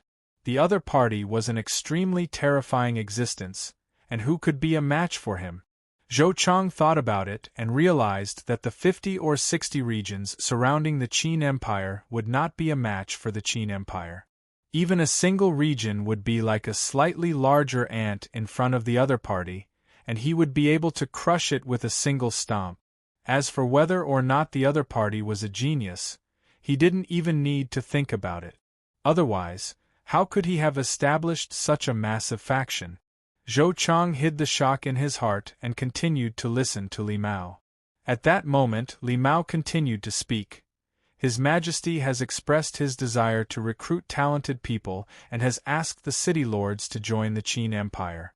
Now that the chaotic world has begun, natural and man-made disasters have continuously occurred, and the world is in chaos. Countless people are suffering, and corpses are strewn everywhere. However, the Qin Empire has the support of the heavens, so these disasters are unable to affect the Qin Empire. Now, the Qin Empire is filled with fruits and flowers, and it has become a paradise. At the same time, the Qin Empire has millions of soldiers and the majestic Great Wall as a barrier, which can stop all enemies. If the city lords join the Qin Empire, they will be able to enjoy peace. With Qin's protection, the city lords will not have to worry about anything. At that moment, Zhou Chang was so shocked that he could not speak. Right now, the natural disaster was wreaking havoc in the legacy land, and no faction could stop it. They could only endure it. In front of such a massive natural disaster, they were so small and insignificant, and they only felt a sense of helplessness. The regions near the divine military city were experiencing wind disasters, and Zhou Chang and the other city lords had wanted to use their city lord seals to stop the natural disasters, but they had all been injured by the wind. A massive gale blew, causing rocks and sand to fly everywhere. Buildings were destroyed, and people were swept into the sky. This was a terrifying scene, and everyone wanted to relocate their system main cities. However, the world was going through all sorts of terrifying disasters, and where could they find a paradise? Hearing Li Mao's words, Zhou Chang almost couldn't believe it. Such a terrifying natural disaster that even he was afraid of had no effect on the Qin Empire at all? If it wasn't for the fact that Li Mao was so confident, Zhou Chang definitely wouldn't have believed it.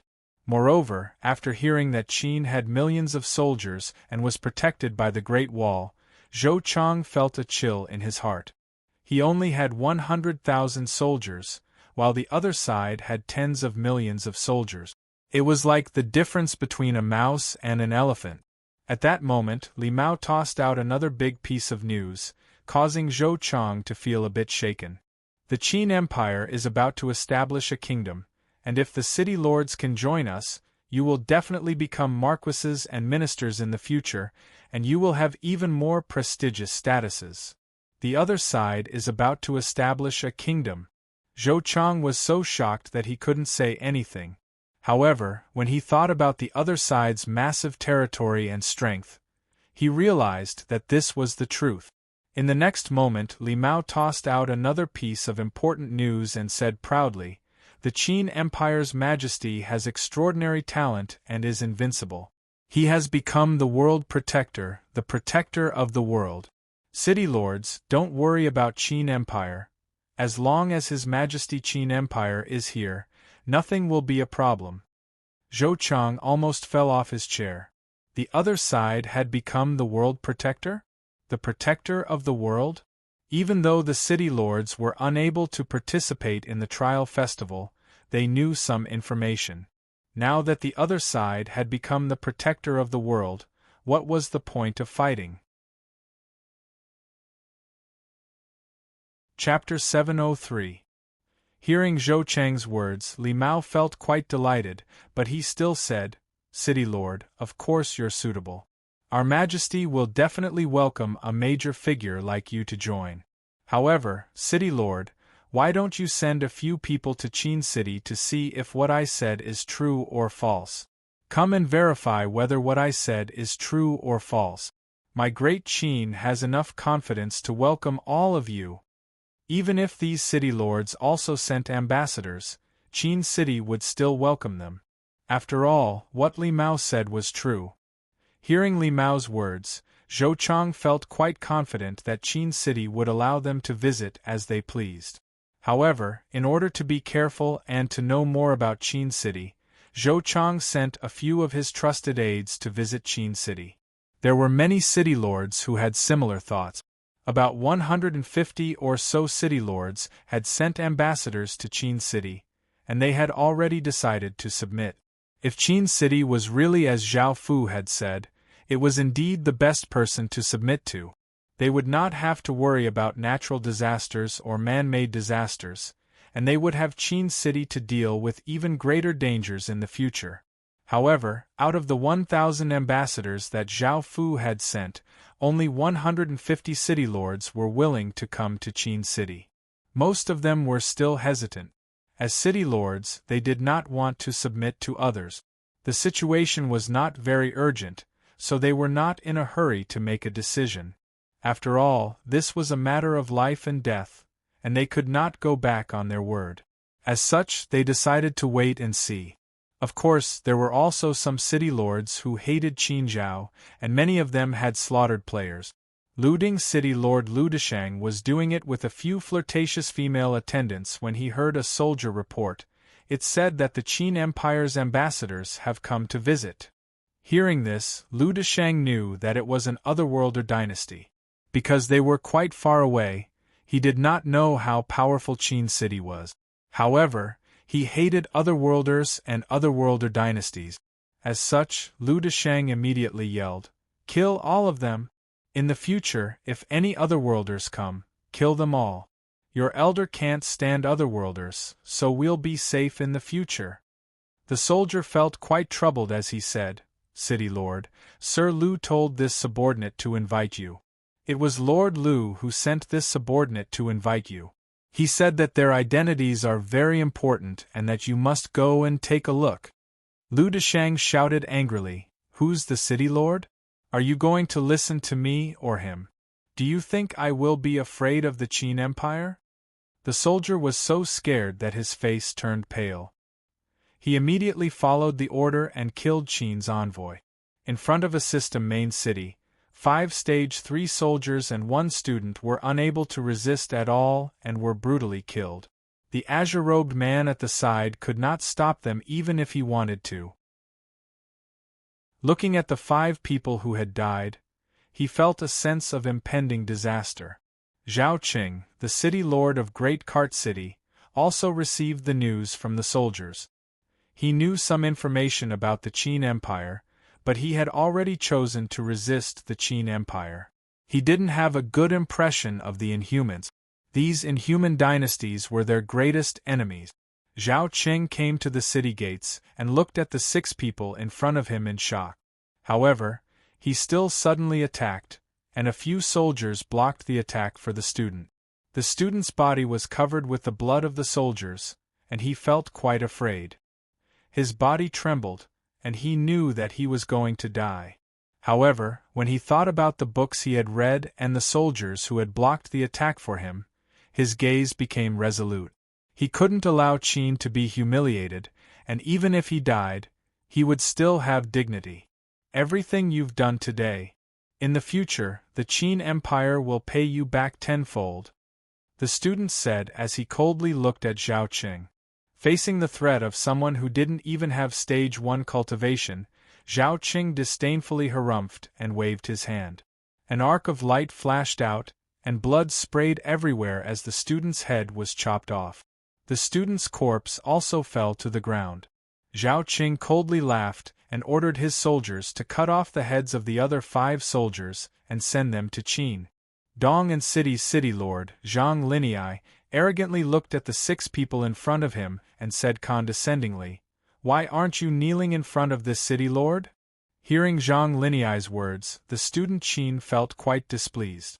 However, he understood that this was his mission, so he smiled and humbly cupped his hands as he said, "Sir City Lord, this lowly one is Qian Chang, student Qin. I've been ordered to come to your city." "This city lord told you to kneel, did you not hear me?" Zhang Linyai's voice became louder, and it contained a trace of anger and a powerful aura. These words caused Qian Cheng's expression to become cold, and he once again cupped his hands as he said, "Sir City Lord. This lowly one is Student Qin. I kneel to the heavens and the earth, to my parents, and to His Highness Qin. I won't kneel to anyone else." Zhang Linyai coldly harumphed. He hated otherworlders the most, and he had no intention of joining Qin at all.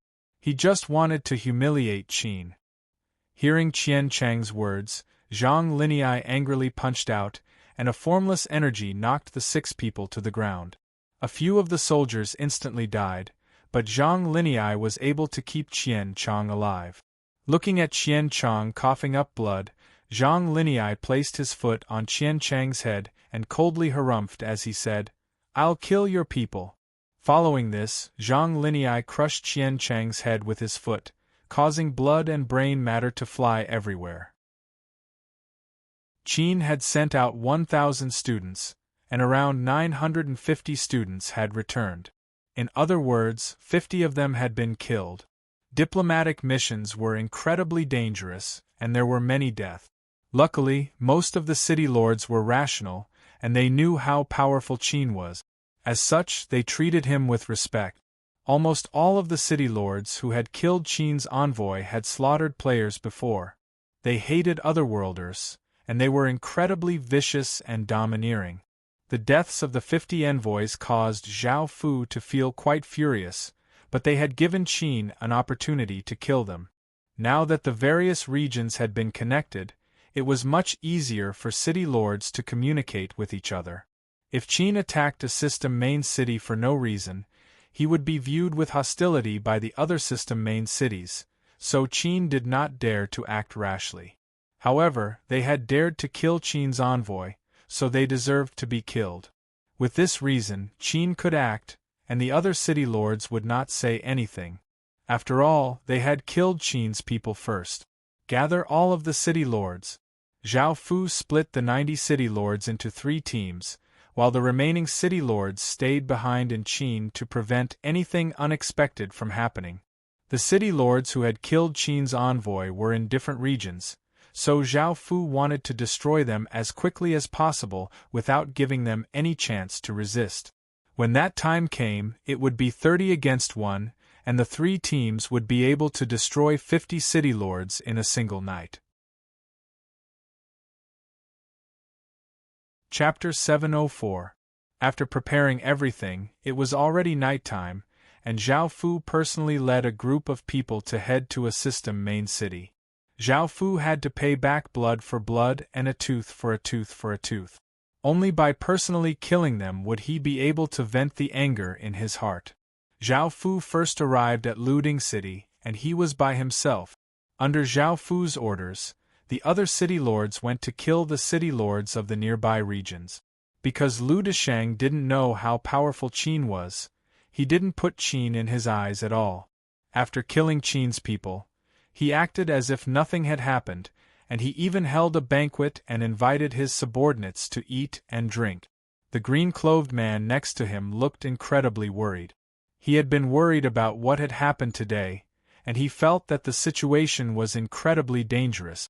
Zhao Fu stood in the air. Zhao Fu was now the city lord of a submain city, and Qin's seal had fused with the power of many other city lord seals. Adding on the sovereign bloodline that Zhao Fu had, with Zhao Fu's power, it would be no problem for him to fight against 10 system main city lords. Looking at the bustling scene below, Zhao Fu's gaze became cold as he took out the Sin Dragon Sword.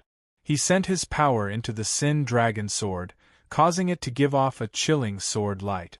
Countless traces of water vapor gathered, forming thousands of water swords in the sky, giving off a powerful and sharp sword aura that covered the people below. At that moment, Zhao Fu didn't care about the innocent people because he felt that everyone in this system main city deserved to die. The terrifying sword aura that suddenly descended caused the countless people at the banquet to feel a chill, and they looked up in terror. They saw a black-cloaked figure standing in the air, and there were thousands of swords made of water around him. They hung in the air and pointed at the crowd. Immediately, everyone understood what was happening, and they looked terrified as they hurriedly ran out, but it was already too late. Swish, swish, swish, the water swords shot down like cold rays of light, piercing through people's chests. Blood spurted everywhere, and limbs flew everywhere. The countless people at the banquet were instantly turned into corpses, and the lively scene became deathly silent. Lu Desheng angrily roared, "Who are you? Why are you slaughtering Luding City's people?" Zhao Fu snorted and said, "How dare you kill my people? How dare you ask me who I am? Today is the day you die." Lu Desheng understood and gripped his saber as he furiously roared and kicked off the ground, causing the ground to crack. Lu Desheng's body shot into the sky, and his saber gave off a shocking saber light, giving off a massive saber chi as he slashed out. Zhao Fu disdainfully coldly laughed and raised the Sin Dragon sword and slashed forwards, sending out a black crescent that contained immense power as it slashed towards Lu Desheng. Bang! Lu Desheng was struck by the black crescent and heavily smashed into the ground, creating a 10-meter-wide crater.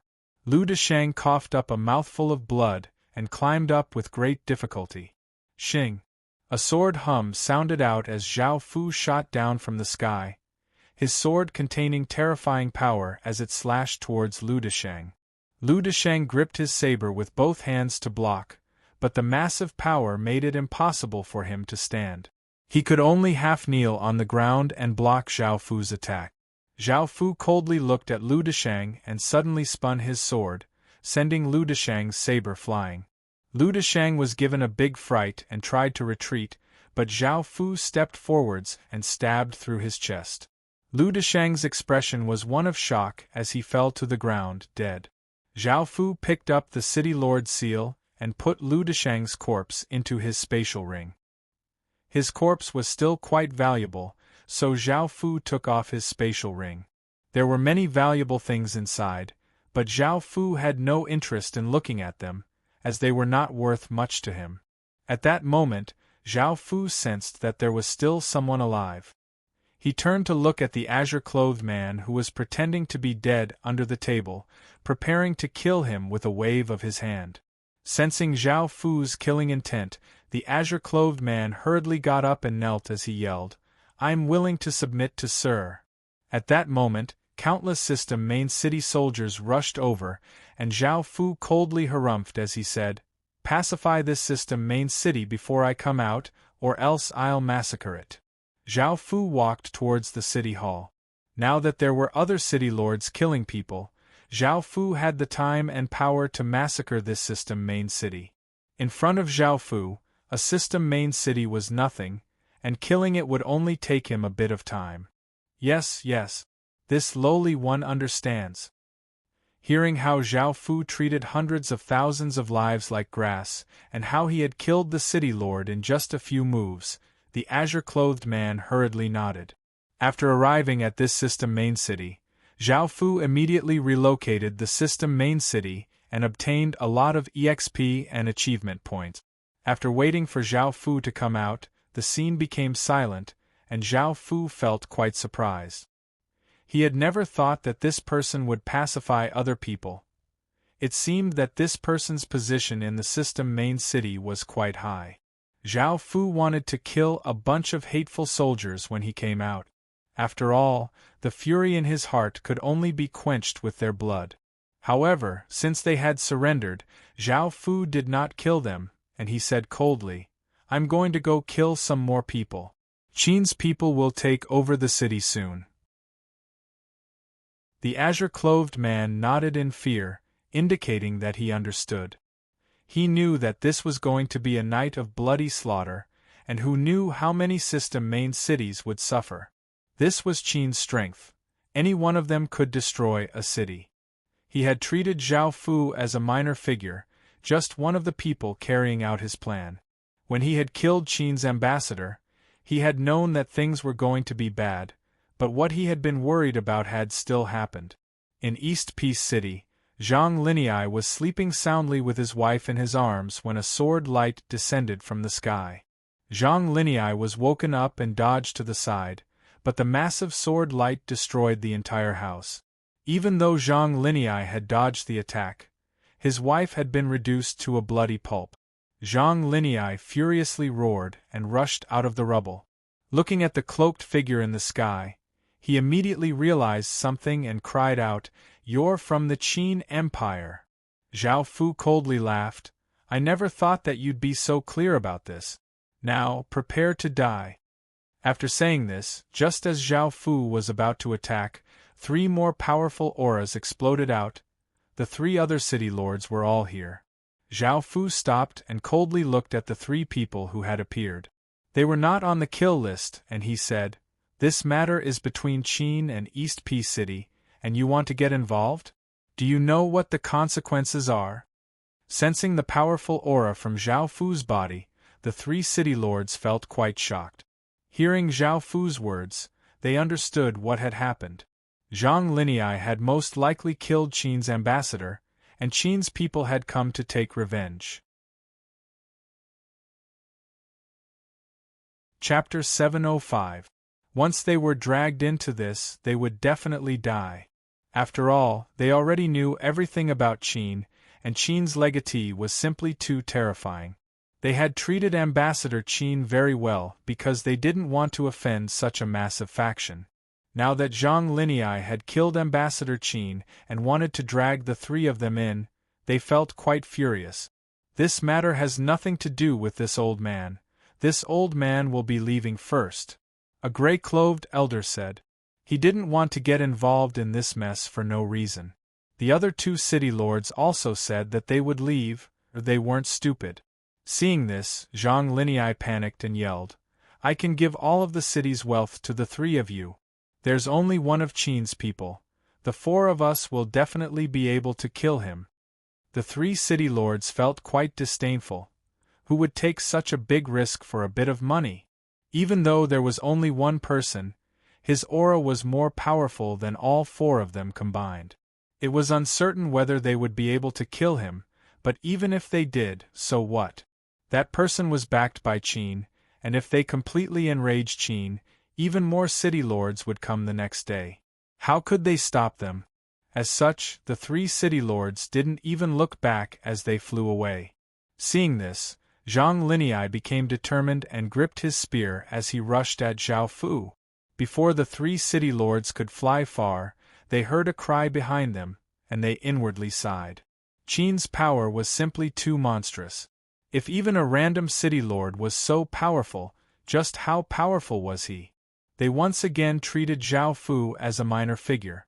The night gradually passed, and soon it was dawn in the east. The other 2 teams' quests went quite smoothly, and they quickly ambushed a city lord and surrounded him. In the end, the 3 teams gathered together and appeared above Great Cart City. The city lords' auras exploded out, and the auras of 90 city lords caused the air to seem to freeze. The residents felt their bodies become heavy, and a trace of blood leaked out of their mouth. Zhao Qing was woken up by this power, and he quickly rushed out of his room. He looked at the 90 godlike people in the sky in shock. "Do you remember? I, Qin, said that I would pay you back tenfold." Zhao Fu stood in the sky, staring coldly at Zhao Qing. Seeing so many city lords, Zhao Qing felt quite panicked. He had never thought that Qin City would bring so many city lords to him. He was doomed today. Thinking about it, Zhao Qing yelled, "I'm already a member of the Eastern Alliance. You can't kill me, or else the Eastern Alliance will attack Qin City." Zhao Fu snorted coldly, looked at him and said, "Do you think there's any point in saying all this now?" Hearing Zhao Fu's words, Zhao Qing's heart sank again, and he could only say, "I choose to submit to your Qin clan. Sorry. I refuse. What else do you have to say?" Zhao Fu asked coldly. Zhao Qing's heart sank. He had never thought that Qin would refuse to surrender. Now, he could only run. Zhao Qing suddenly turned into a ray of light and shot away. He didn't care about the system main city anymore. He just wanted to run and survive. Looking at the fleeing Zhao Qing, Zhao Fu sneered, "Let's start the massacre." Yes. The city lords replied in unison before spreading out around the system main city and unleashing all sorts of powerful attacks towards the residents trying to escape. Buildings collapsed, and pained cries sounded out as an aura of death and despair spread throughout the entire system main city. Under the combined attacks of 20 or so city lords, the 100,000 system main city soldiers were soon turned into corpses. Some of the elderly and women kneeling on the ground, crying and pleading, were swept by a few sword lights and turned into a pile of dismembered corpses. This was a massacre. Zhao Fu sat on the city wall, coldly looking at the scene in front of him with Zhao Cheng's head next to him. Behind him, the sun gradually rose, giving off brilliant sunlight that shined down on the ground. Under the light, Zhao Fu's figure was quite hazy, making it impossible to see his appearance. The warm morning sunlight was unable to warm up the deathly silent city. Great Cart City had been reduced to rubble, and there was not a single building that was intact. There was blood everywhere and corpses littered the ground. There was not a single trace of life, and it had become a dead city. Qin destroying 50 system main cities in a single night was like a massive bomb going off in the Heaven Awaken world, shocking both the real world and the Heaven Awaken world. Destroying 50 system main cities in a single night was simply too terrifying. Just how powerful was Qin now? News of Qin once again flooded the Heaven Awaken World Forum. This was the first time such a massive thing had happened since the chaotic world had started, and this was the first time that Qin had massacred a system main city. Hundreds of thousands of people had died in a single night, regardless of whether they were male or female, old or young. Many players nearby went to take a look, and they found that it had become a living hell, making them feel a chill in their hearts. Even though Qin had slaughtered players a few times, players could revive infinitely, but indigenous residents could not. If they died, they would die. This was the first time that Qin had slaughtered so many people, and ordinary people became even more afraid of Qin. This caused a wave of terror within the Heaven Awaken world, especially in the hundreds of regions near Qin. If it wasn't for the fact that they knew the reason, they would have run away in case they were suddenly destroyed by Qin. At the same time, they rejoiced that they had not done anything to Qin's envoy, or else they would have suffered the same fate. Qin's thunderous actions put even more pressure on the city lords. Now they could either choose to submit or fight to the death. Zhao Fu did not know what was going on outside, and he smiled as he looked at the level 5 Great City stats. Village name: Qin City, Epic Level. True Lord City Village Area: 34,400 square kilometers. Village Territory: 242,1800 square kilometers. Popular Support: 80. Special Stats: Territory Crop Output plus 190%, Territory Crop Growth Time minus 190%, Population Limit plus 130%, Residents Stats plus 14, Soldiers Stats plus 15%, Population Attraction plus 145%, High Grade Attraction plus 145%. Subsidiary Village Limit: 46930. Subordinate Villages: Logue Village, Jean Village, Doran Village, Li Family Village, Wolf Village, Ferocious Tiger Village. After conquering 50 system main cities, the EXP they obtained caused Qin City to level up once again. Above that was a capital city. However, the EXP requirement was even higher, at 120 million or so. Because they were establishing a kingdom, this was understandable. The requirements for leveling up to a capital city were automatically fulfilled, and Qin City now had many main cities, basic cities, and towns. Elsewhere, the envoys from the various system main cities returned to report. They had personally seen that the world outside and within the Great Wall were two completely different worlds. Outside the Great Wall, it was filled with dark clouds and natural disasters, while within the Great Wall, it was as warm as spring. It was peaceful, and the residents lived happily. No matter what race they were, they all lived together, creating an enviable scene. Chapter 706. The first to attack was the eastern side, which had originally been the most powerful faction. It now had 10 million soldiers, 3 million more than before, and it had 90 or so system main cities. It started to ferociously attack the Leaf Province, which was the South Leaf region. Zhao Fu immediately ordered Bai Qi to lead 8 million soldiers and 80 or so city lords to meet them in battle. Following this, the western side also attacked, and it now had 8 million soldiers, 2 million more than before. 80 system main cities participated, and they gave off a terrifying aura as they charged towards the Flask Province, which was the region from before.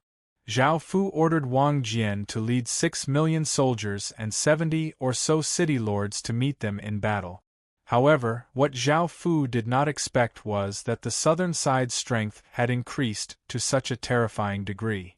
It now had 12 million soldiers, 7 million more than before, and 100 system main cities were participating. They gave off a heaven-toppling aura as they slowly advanced towards the Martial Province, which was the Martial Peace region. Now, Qin was in quite a bit of danger because Qin only had 19 million soldiers, and it was only with the northern side that it had subdued. Moreover, 15 million of them were Stage 1 soldiers, and 4 million of them were not even at Stage 1 yet it was facing 30 million Stage 1 soldiers. Facing the eastern and western sides, Zhao Fu had sent out 14 million soldiers, but he had never thought that the southern side, which had been the weakest, would become the strongest. Right now, Qin only had 5 million soldiers, and it would be quite difficult for it to face 12 million soldiers. The eastern and western sides were not very advantageous for Great Qin either. Their forces were weaker than the other side's 2 million soldiers, and this was especially so in terms of city lords.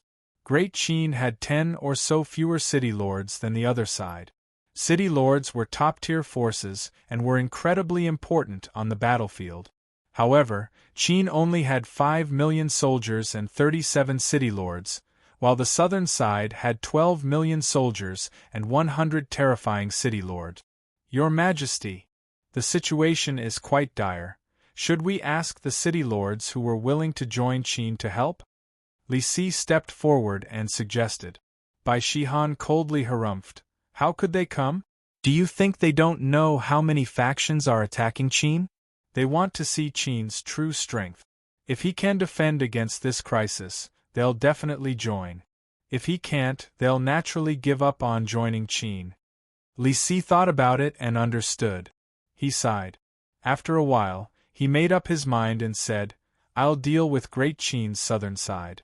I only need 10 city lords and 1 million Stage 1 soldiers, but all of the Stage 2 and above soldiers will be sent to the southern side. The remaining soldiers will be sent to the eastern and western sides. Also, Li Si, gather some militia to guard the northern side in case the Vietnamese side does anything. Hearing that Zhao Fu only wanted 10 city lords and 1 million soldiers, Li Si felt that it would be too difficult to defend against 12 million soldiers and 100 city lords, so he said, Your Majesty, it's quite difficult. Did he really only bring so few people? Isn't it a little too little? I'm worried about your safety. Zhao Fu said with a resolute gaze. The eastern and western sides are at a disadvantage, and the soldiers and city lords from the southern side are no weaker than those from the eastern and western sides. Adding on the terrain, it won't be a problem to defend against the attacks from both sides. I'll take care of the southern side. Seeing that Zhao Fu's decision could not be changed, Li Si could only follow Zhao Fu's orders. Zhao Fu gave out orders, and the entirety of Qin became incredibly tense. This was the first major battle after the Great Wall had been built, and it was also the first defensive battle. As such, all of the departments in Qin City stopped everything else and worked together to create military supplies to support the battle. The eastern side of Qin City was the province of Leaf, which was filled with fog all year round. It was a swampy area and the ground was filled with mud. It was difficult for ordinary people to walk, and it was easy for them to get lost. In order to build the Great Wall, they had spent a lot of time here. They first had to find things that could give them directions to prevent them from getting lost, and then they had to turn the muddy ground into rocks to build the Great Wall. The Great Wall was built in the center of the province of Leaf. With Bai Qi personally taking charge of the situation, the soldiers and city lords from the southern side now had 10 million soldiers and 90 city lords, which was about the same as the soldiers from the eastern side. As such, they did not have to worry too much. The 10 million soldiers from the eastern side gave off an aura that shook the surrounding 100 kilometers as they flooded towards the province of Leaf. Even from far away, Bai Qi could sense them, and he gave the order for the army to be on guard. The 90 city lords flew in the sky and looked at the fog in front of them, making it difficult for them to see Yi province. They worked together to create a powerful gale that blew away the fog, and the soldiers below scattered a large amount of things into the ground, causing the ground to harden and prevent the soldiers from falling into the fog. The system main city army advanced step by step, and soon the two sides met. Even though the two sides did not directly fight, the two massive auras caused the surroundings to become quite heavy, making it difficult to breathe. Under these two auras, ordinary people would not even be able to stand up. Seeing that there were almost as many soldiers on the Great Wall as they did, the eastern side's city lords frowned. The three sides had already contacted each other and were attacking together, and Qin definitely did not have the soldiers to defend.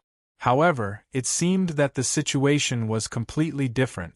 Qin's forces on the eastern side were not any weaker than theirs, and they did not know what the situation was like on the other two sides. Why did Qin have so many soldiers? By now there was no path of retreat. Qin was becoming more and more powerful, and as long as the city lords submitted, Qin would take the initiative to attack. When that time came, they would not be able to defend at all, so it was better to deal a heavy blow to Qin. The two sides were 10,000 meters away from each other, and there was a muddy area between them. The city lords gave the order to continue hardening the ground before attacking. Seeing that they were hardening the ground, Bai Qi of course did not allow them to do as they wished. After all, this was Qin's geographical advantage, and if they dealt with it so easily, Qin would not have as much of an advantage. Swish, swish, swish. After entering the attacking range, Bai Qi ordered his soldiers to attack, and powerful ballista bolts tore through the air as they flew towards the system main city army. The system main city army had long since been prepared, and rows of shield-bearers held their large shields, forming a shield wall.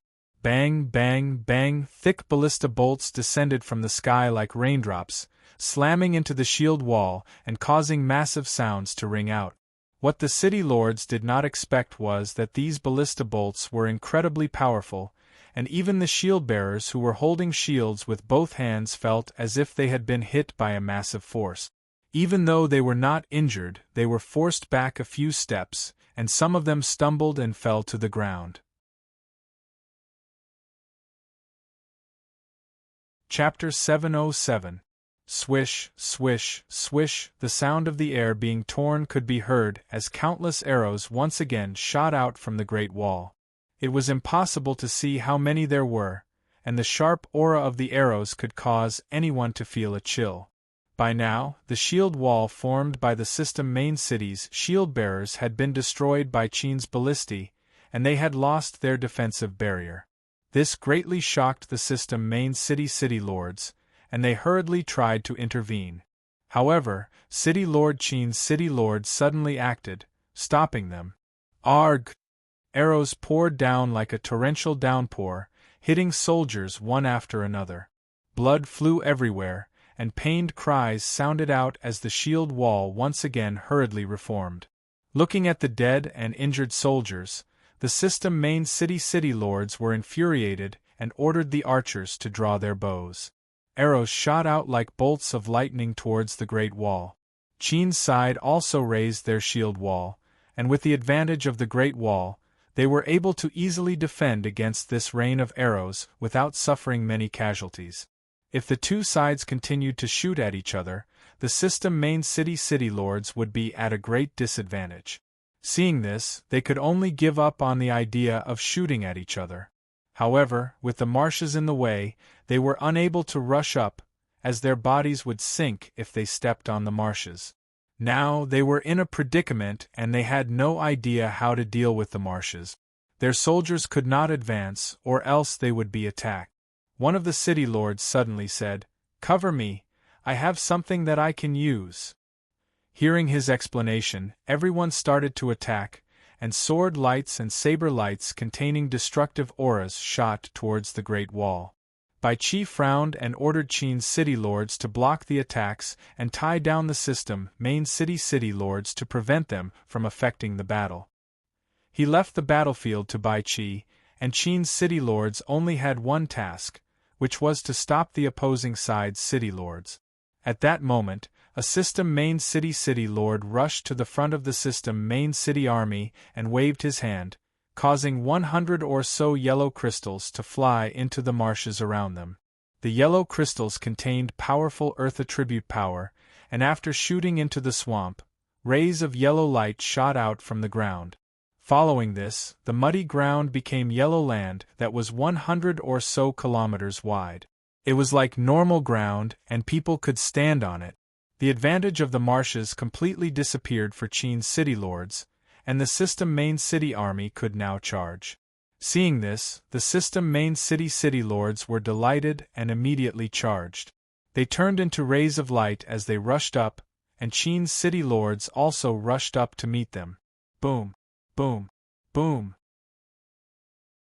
The city lords of both sides started to fight, and terrifying shock waves exploded out in the sky, shaking the heavens and causing everyone to feel quite shocked. Great Qin's city lords had an advantage in terms of equipment, as they had talisman armor and talisman weapons.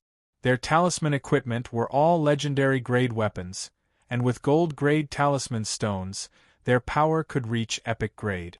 With such a massive boost, Great Qin's city lords' attacks became much more ferocious.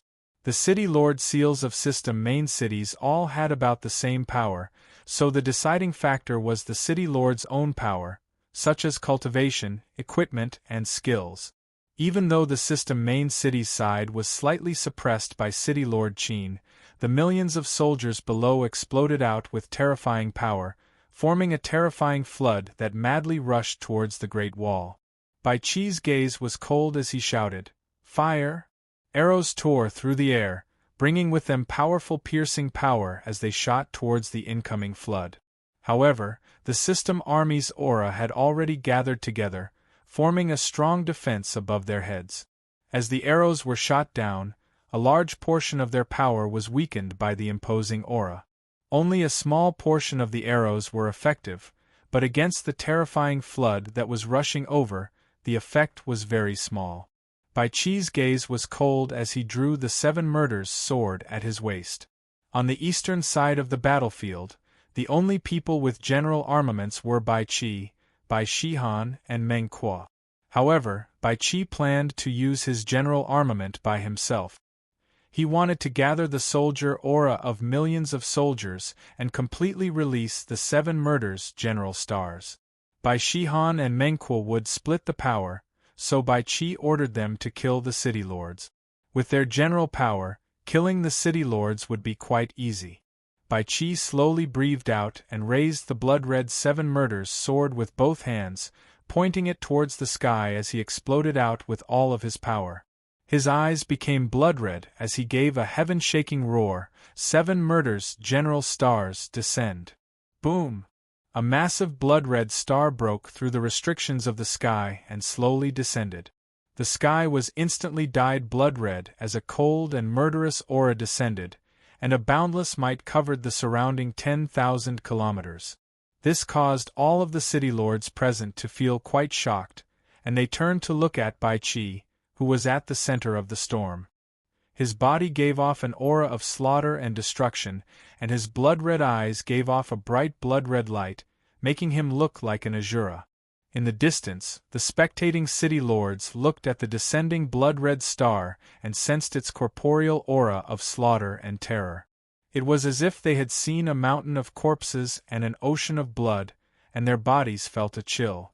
Soldier Aura Formation. A loud roar sounded out as countless traces of blood-red chi rose up from Qin's soldiers' bodies and flooded towards Bai Qi. The massive amounts of blood-red chi formed a 1,000-meter wide orb of blood that floated in the air and gave off a shocking might. Scree! A piercing cry sounded out as a pair of glowing blood-red wings broke free from the sphere of blood. The sphere of blood turned into a blood-red aura that spread out, and a 1,000-meter-long blood-red eagle appeared. It flapped its wings, bringing with it a blood-red hurricane that swept out for hundreds of miles as it charged towards the terrifying flood.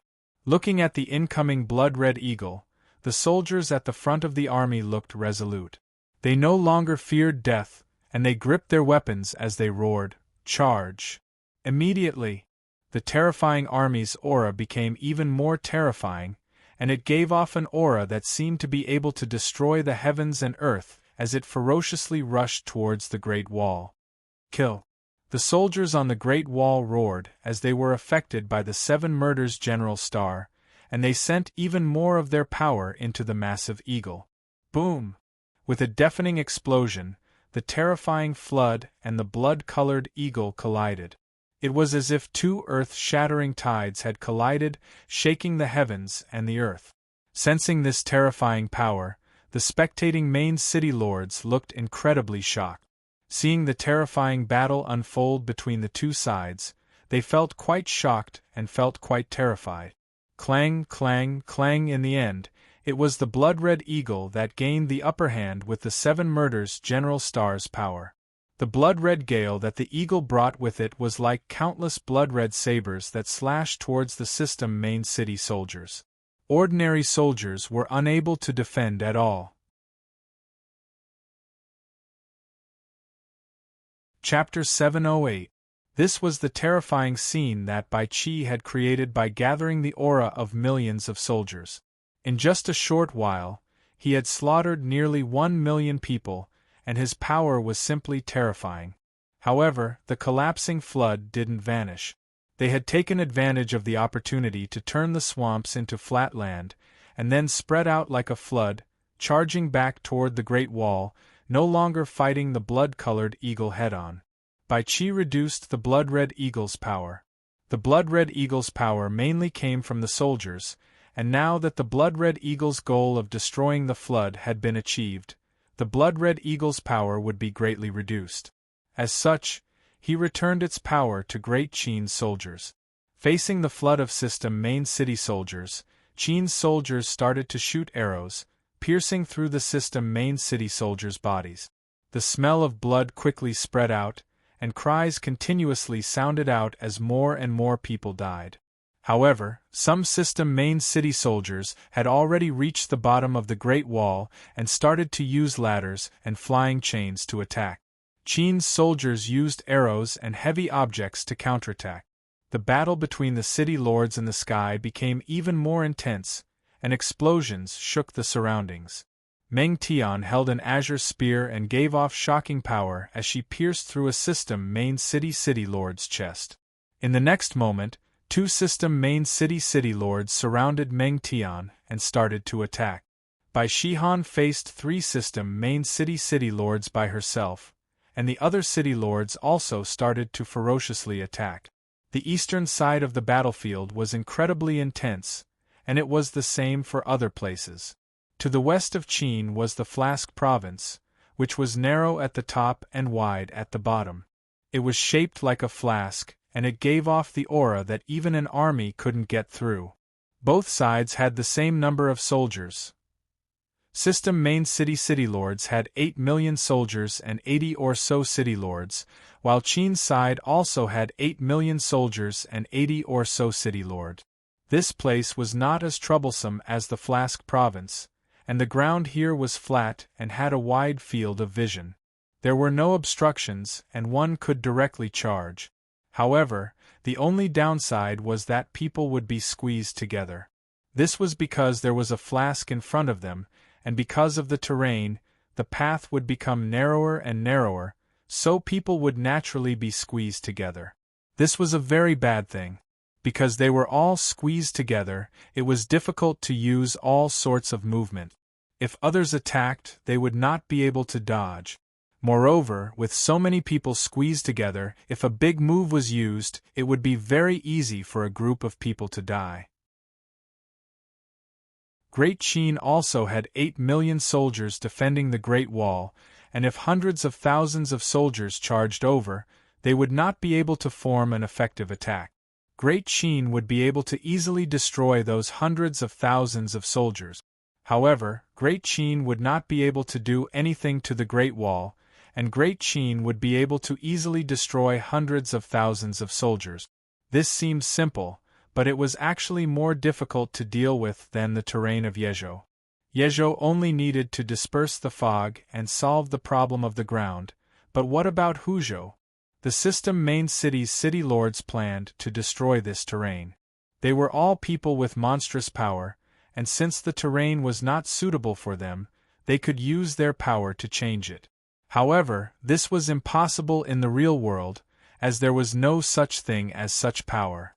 They wanted to change the terrain, but how could Qin's side allow them to do so? Just as they were about to attack, Qin's city lords suddenly attacked, forcing them to stop. The system main city side did not want to attack because the terrain was quite disadvantageous to them. On the other hand, Wang Jian was in charge of Qin's side, and their task was not to attack but to defend. Since the system main city side did not want to attack, how could Wang Jian give up on the terrain to attack? Both sides persisted like this for a few hours, and the system main city lords finally could not take it anymore. The 80 or so city lords once again attacked, and their massive power destroyed the cliff walls.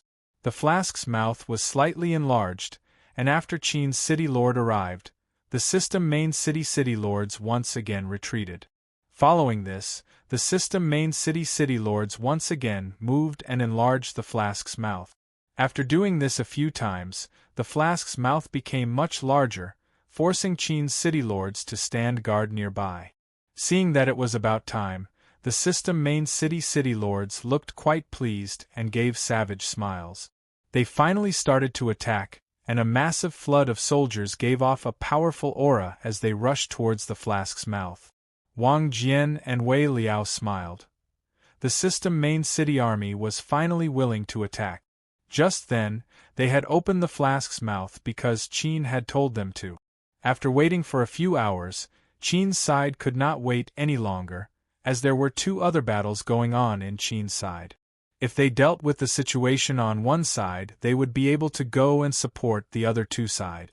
Otherwise, Qin would have been able to stand guard near the flask's mouth and prevent them from destroying the terrain.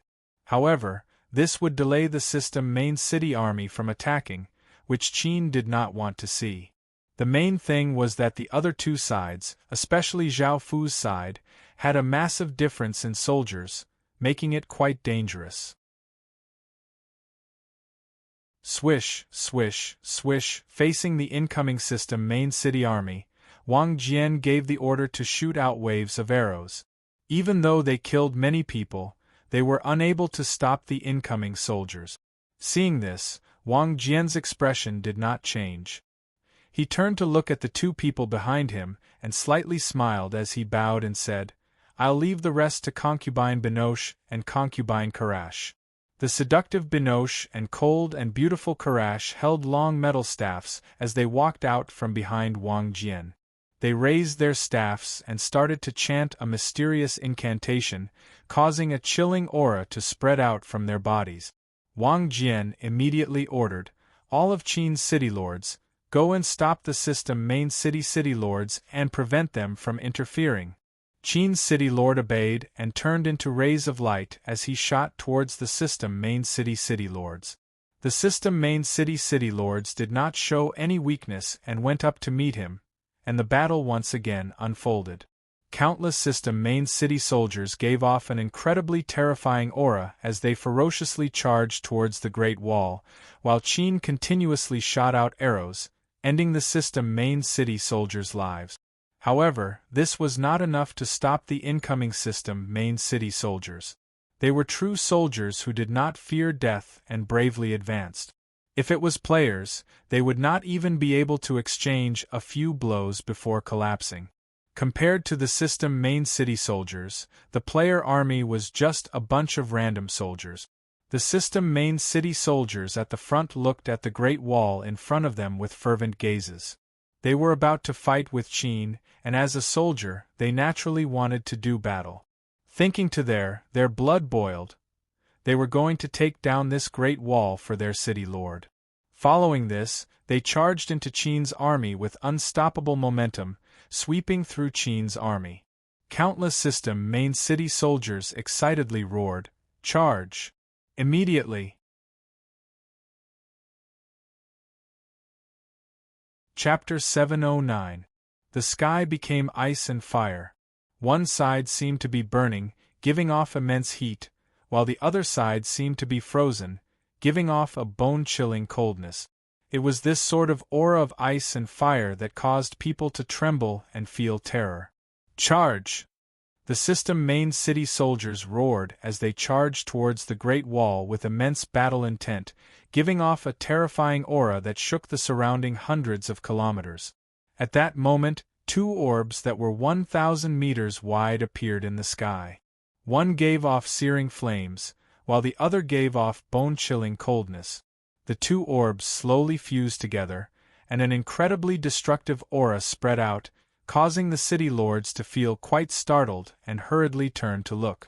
However, under Binoche and Karash's control, the two massive orbs of fire and ice had become an orb of ice and fire. Some places gave off an icy aura, while others gave off flames. It looked quite strange, but it was also incredibly dangerous. After all, this was a fusion of two types of forbidden spells, Binoche's Heavenly Meteor Descent and Karash's Frozen World. Both of them were super forbidden spells, so how terrifying would they be if they were fused together? Looking at the incoming tide of people, Binoche and Karash raised their staffs and brought them down, causing the orbs of ice and fire in the sky to descend.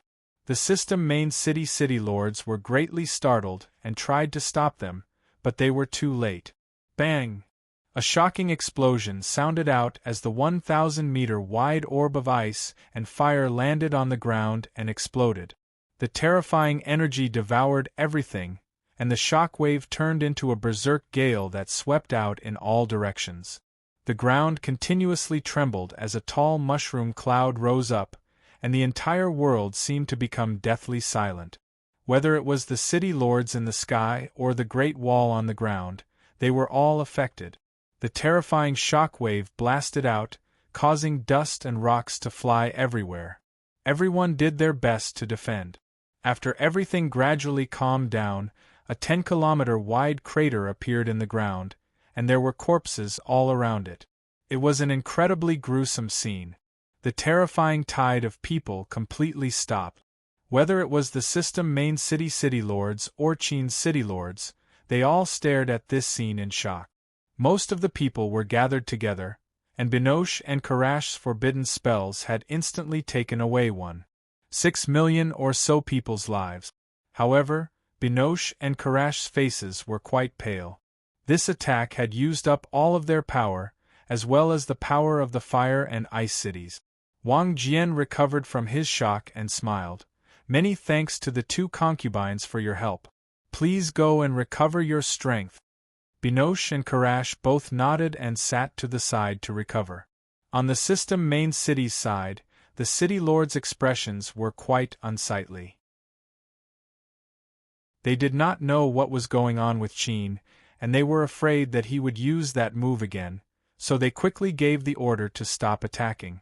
This time, 1.6 million lives were lost. They only had 8 million soldiers in total, and if this continued, they would be completely wiped out. As such, they could only stop, and the two sides once again entered a stalemate.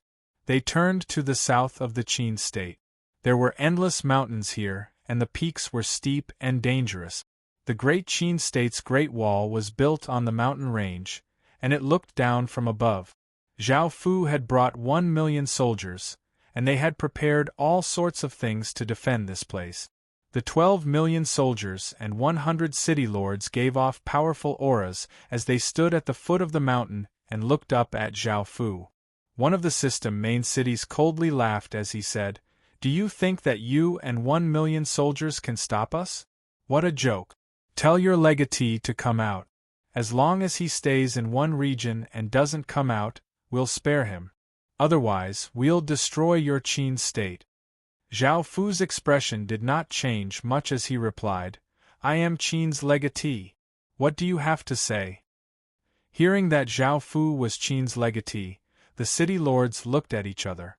They had never thought that a highness would have the guts to stand here by himself and face so many of them. Was he not afraid of death? Very well. As long as Great Qin stays in one region and doesn't come out, we'll take over those regions, and we'll let Great Qin off. Otherwise, don't blame us.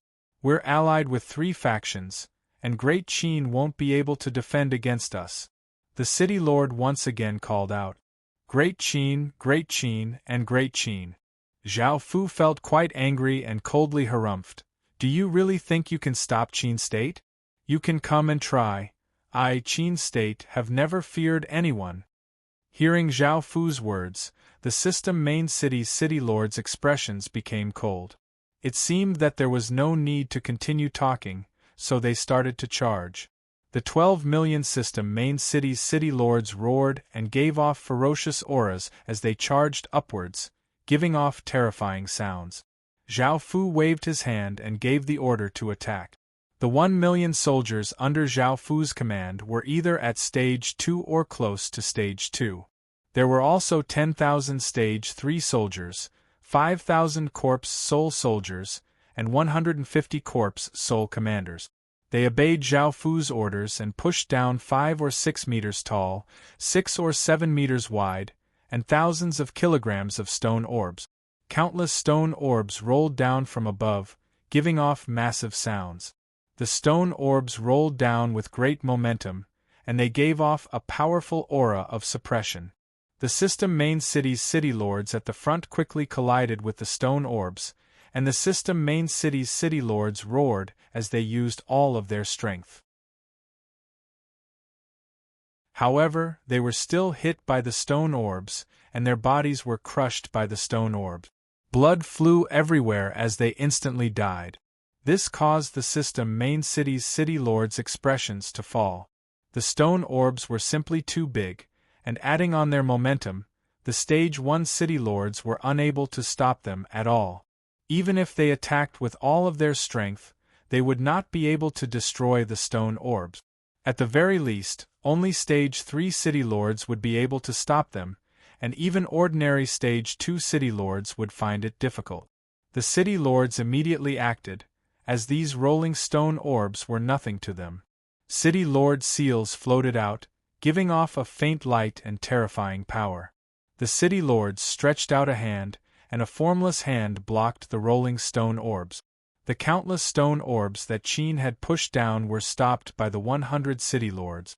However, it was not easy for the city lords either, as it was not just a single stone orb but many stone orbs falling together, and their power was concentrated at the bottom.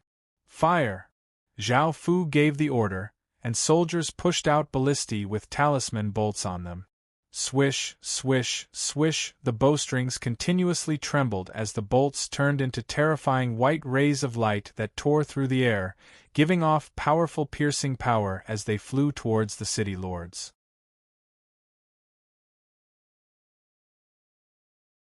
Chapter 710. The 100,000 rays of white light gave off a terrifying aura, causing the city lords to feel quite startled, and they immediately unleashed energy barriers to defend. However, as the countless rays of light slammed into the energy barriers, it would not have been a big deal if there were only a few of them. However, there were simply too many of them, and the energy barriers were unable to withstand them at all. A few cracks appeared on them, causing the city lords to feel quite shocked and desperately maintain the energy barriers. However, the countless stone balls that had stopped on the slope once again tumbled down because they had lost the city lord's power. The system's shield-bearers roared as they used all of their strength to raise their shields and defend. They were just barely able to block the first stone ball. However, following this, more and more stone orbs slammed into them, and they were unable to defend at all. The system main city soldiers could only dodge, but with so many of them, how could they dodge? The countless stone orbs gave off terrifying sounds as they descended like a mountain flood, immediately destroying the system main city soldiers' charge and crushing them, causing 800,000 to 900,000 system main city soldiers to die. The city lords within the energy barriers were infuriated, and just as they were about to do something, the countless rays of white light once again flew towards them, and they could only defend with all of their strength. From the start until now, Qin had shot out 200,000 talisman bolts. With the terrifying power of the talisman bolts, if they could hit the system main city soldiers, they would be able to instantly kill 600,000 to 700,000 system main city soldiers. It was a pity that they could only suppress the city lords for now, as 100 city lords was a massive threat. The system main city soldiers furiously charged, and their auras gathered together, once again forming a terrifying flood that rushed towards the Great Wall. Qin continuously pushed the stone orbs down, and Zhao Fu understood how difficult this would be, so he had made ample preparations. Looking at the city lords defending against the countless rays of light, Zhao Fu once again gave the order, and 3 massive ballistae were stealthily pushed out. These were the dragon-slaying ballistae, and 6 Stage 4 Corps Soul Commanders drew the bowstrings with great difficulty before placing them into grooves. By now, there was a 10 or so meter long, 3-finger-wide metal arrow on the dragon-slaying ballistae. There were many runes on the surface of the arrow, and there was a golden talisman stone at the arrowhead, the center of the arrow, and the tail of the arrow. Apart from this, there were also 36 small crystals embedded into the body of the arrow, making it look very exquisite and beautiful. The body of the arrow was made of gold-grade material, and the core was made of a legendary grade material. A single arrow was worth 100,000 gold coins, which was equivalent to 1 billion copper coins. Zhao Fu had wanted to use it to kill the system main city soldiers. Now that they were in such danger, they could only use it. How terrifying would the dragon-slaying ballistae be when paired with these runic bolts? Swish, swish, swish. 3 sounds tore through the sky as 3 massive rays of golden light, giving off incredibly sharp auras, streaked through the sky. The system main city lords, who were defending against the countless rays of white light, were completely caught off guard, and it was too late for them to react. 3 rays of golden light instantly pierced through the city lord's energy barrier and pierced through his body before shooting to the top of a mountain a few kilometers away. The arrowhead pierced 4 or 5 meters into the ground, creating a 10-meter-wide crater. 2 or 3 corpses were impaled by the arrowhead, and blood dripped down, creating a terrifying scene. The 3 rays of golden light had instantly taken away 7 city lords' lives, causing the remaining city lords to look incredibly shocked. A chill ran down their spines, and they had not been able to react at all. All they had seen was the golden light flash by. Immediately, the remaining city lords flew even higher and spread out, becoming wary. At the same time, they discovered the 3 massive dragon-slaying ballistae and realized that it was the thing in front of them that had shot out those 3 bolts. Let's attack together. Once we kill this Emperor Qin, everything will be over. The other city lords understood and exploded out with shocking power as they rushed at Zhao Fu. Zhao Fu could not allow them to get close, as he could not defeat them. As such, he once again used the talisman bolts, causing countless rays of white light to fly out. This forced the other city lords to once again defend. The 3 rays of golden light gave off an incredibly sharp aura as they flashed past.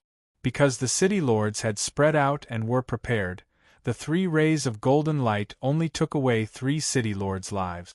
Now, 10 city lords had already died, causing the other city lords' expressions to become quite unsightly. However, there was nothing they could do. Qin's talisman bolts were simply too powerful, and there were too many of them, so they had to defend. However, after paying a heavy price, the massive army finally reached the bottom of the Great Wall and prepared to attack. Zhao Fu waved his hand and 10 figures appeared beside him. The 10 disaster cavalrymen held onto bone horses and knelt down as they said in an eerie voice, "Your Majesty, what are your orders?" These disaster cavalrymen were quite intelligent, and Zhao Fu looked at them and ordered, "Begin." The 10 disaster cavalrymen obeyed and got up from the ground. They came to the front of the Great Wall and drew their black swords, pointing them towards the sky. A massive aura exploded out as 10 black pillars of light shot into the sky. Countless traces of deathly aura gathered into a massive vortex, and a black magic formation appeared, giving off a chilling black light as a deathly intent spread out with terrifying power. Roar! Roar! Roar! The countless skeletons on both sides of the Great Wall gave off ear-piercing roars as they exploded out with terrifying auras, forming 2 massive tides of skeletons that ferociously attacked the system main city soldiers from both sides. The city lords' expressions fell, and the system main city soldiers, who were about to attack, were unable to react in time and were attacked by the 2 tides of skeletons. After clearing out so many regions, Qin had obtained many corpses. Apart from the corpses that were used for the Fountain of Life and Corpse Soul Blood Lake, there were still many corpses left. There were 60 million or so corpses, and there were 30 million corpses on each side attacking the system main city soldiers. Now, the system main city army did not have time to attack the Great Wall, so they could only stop. However, these were system main city soldiers, and they quickly reacted and started to kill the countless skeletons. Apart from the sudden charge of the skeletons, which had caused some casualties, the system main city soldiers' casualties gradually decreased. The difference in strength between the skeletons and the system main city soldiers was still quite large. Now, the system main city army still had 9 million or so system main city soldiers, and they could defend against 60 million skeletons. However, the skeletons were quite weak. Seeing this, Zhao Fu raised a hand, and the Disaster King ring on his index finger turned into a ray of black light that shot towards the magic formation in the sky. The massive black magic formation gave off an even more intense black light, and an aura of death and disaster covered the entire sky. After receiving the death disaster's buffs, the skeletons excitedly roared and continued to ferociously attack the system main city soldiers. 90% of Qin's soldiers on the Great Wall started to shoot at the system main city soldiers, and the system main city soldiers also started to retaliate.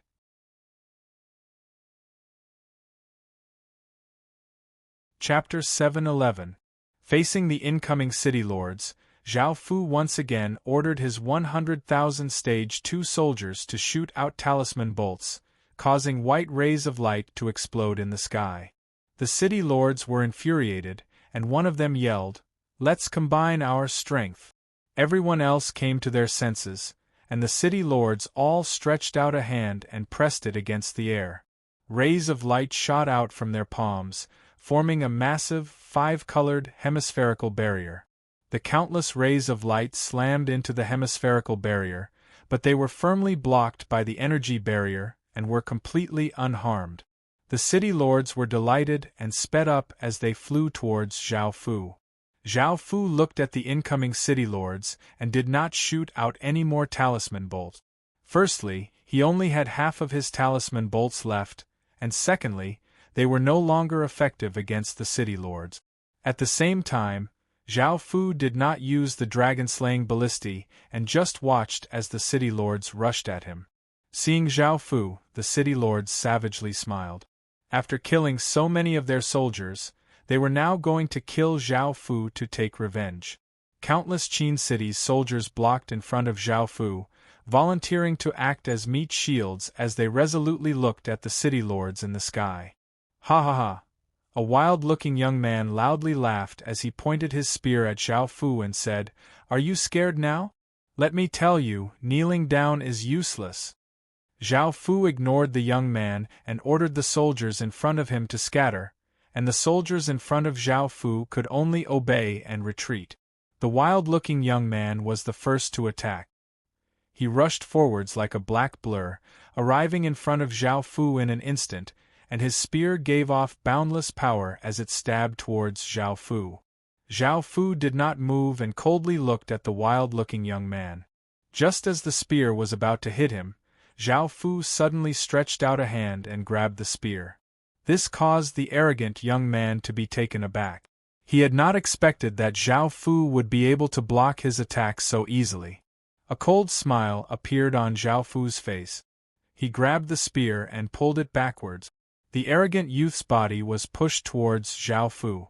The arrogant youth was startled and hastily tried to retreat, but it was too late. Zhao Fu's hand shot out like lightning, piercing through the youth's chest. The arrogant youth could not believe that he had been killed by Zhao Fu just like that. Normally, Zhao Fu would not have been able to kill a city lord so easily. However, things were different now because Zhao Fu had used his nation armament and clan armament's power. The 12 metal colossi were level 8 nation armaments, the imperial ruler's seal was a level 7 clan armament, the nation-suppressing pillar was a level 3 nation armament, and because Qin's Emperor Peacock was quite late, it was still a level 1 clan armament.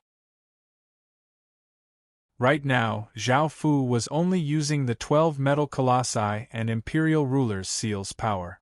Otherwise, facing so many city lords, Zhao Fu would not be able to fight at all. Even though it would consume fate, Qin's fate was quite abundant, so using some was not a problem. However, he definitely could not use it all at once.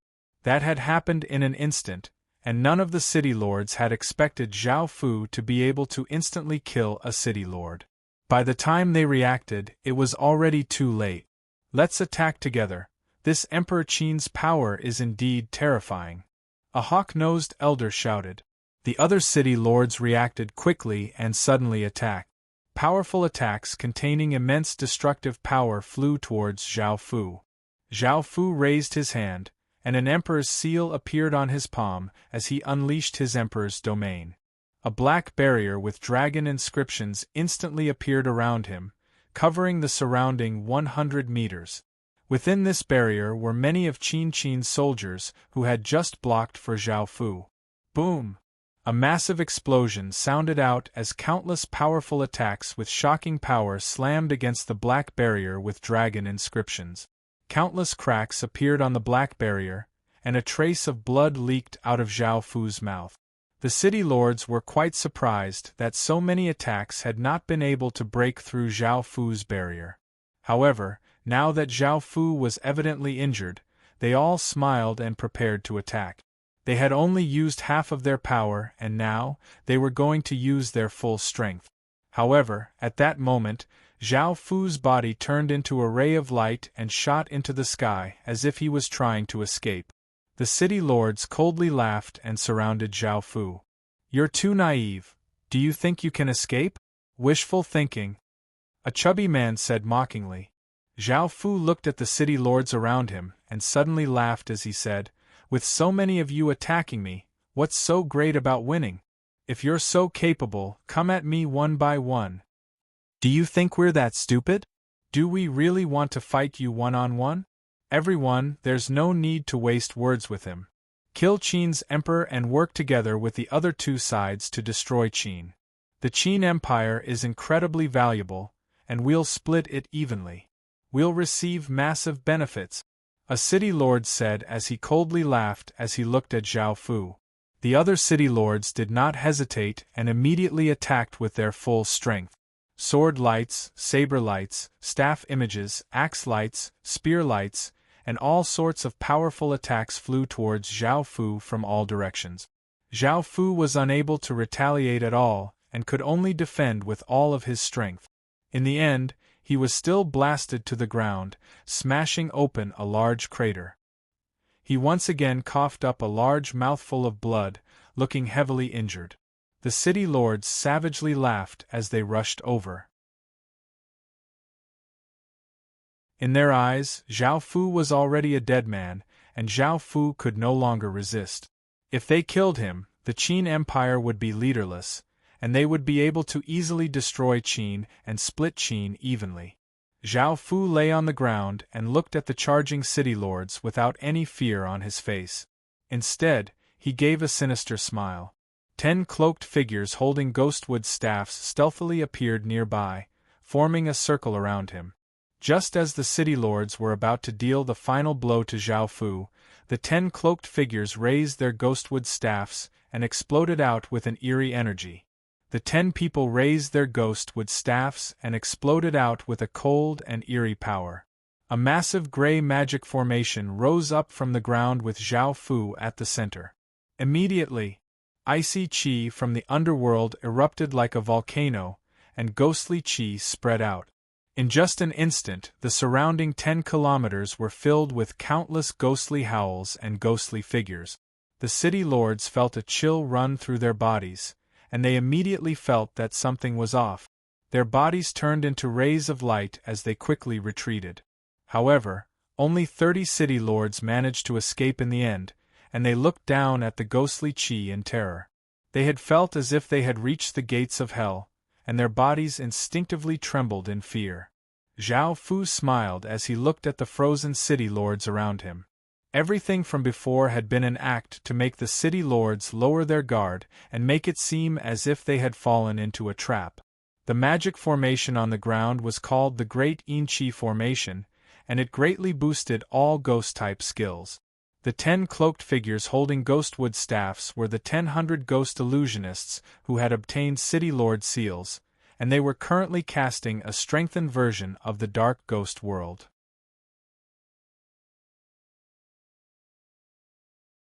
Chapter 7:12. However, Zhao Fu didn't waste any time. He stretched out a hand, and the Sin Dragon's sword appeared in his hand.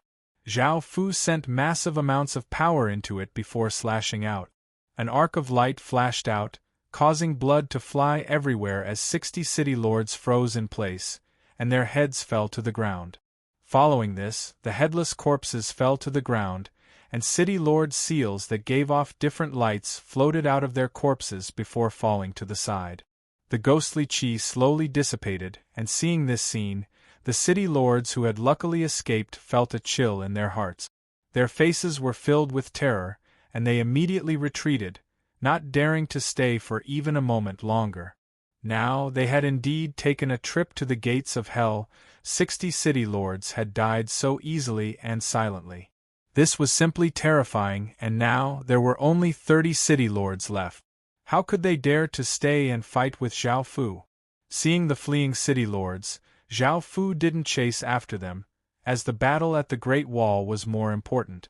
After returning to the Great Wall, many people heard about their city lords' deaths, and they furiously attacked the skeletons around them, wanting to take revenge for their city lords. Some people had already started to run, some had received orders from their fleeing city lords, and some understood that they had lost this battle. Seeing that there were still many resisting system main city soldiers, Zhao Fu ordered the 1,000 ghost illusionists to once again cast the Dark Ghost world before using talisman arrows to kill them. In the end, Qin obtained a complete victory. He obtained 70 city lord seals, killed 7 million enemies, subdued 1 million, and allowed 4 million people to escape. On Qin's side, 70,000 people had died, 500,000 people had been injured, and 60 million or so skeletons had died. News of the southern side's defeat immediately spread throughout the battlefield. The other two sides' city lords had never expected that the southern side, where Qin's side was the weakest, would end the battle the fastest. The other side had 1 million soldiers and 1 city lord, but they had actually achieved a complete victory. Not only had 7 million soldiers died, but 70 city lords had also died. If it wasn't for the fact that the truth was right in front of them, they definitely wouldn't have believed it. Now that the southern side had lost, Qin would support the eastern and western side. However, they were not able to obtain any benefits from the eastern and western sides, and the situation was quite disadvantageous. In the end, they could only give the order to retreat. The Vietnamese side, which had wanted to obtain some benefits, silently retreated. Before, they had received news that a few Chinese city lords had told them that they could destroy Qin, and they could take this opportunity to reap benefits.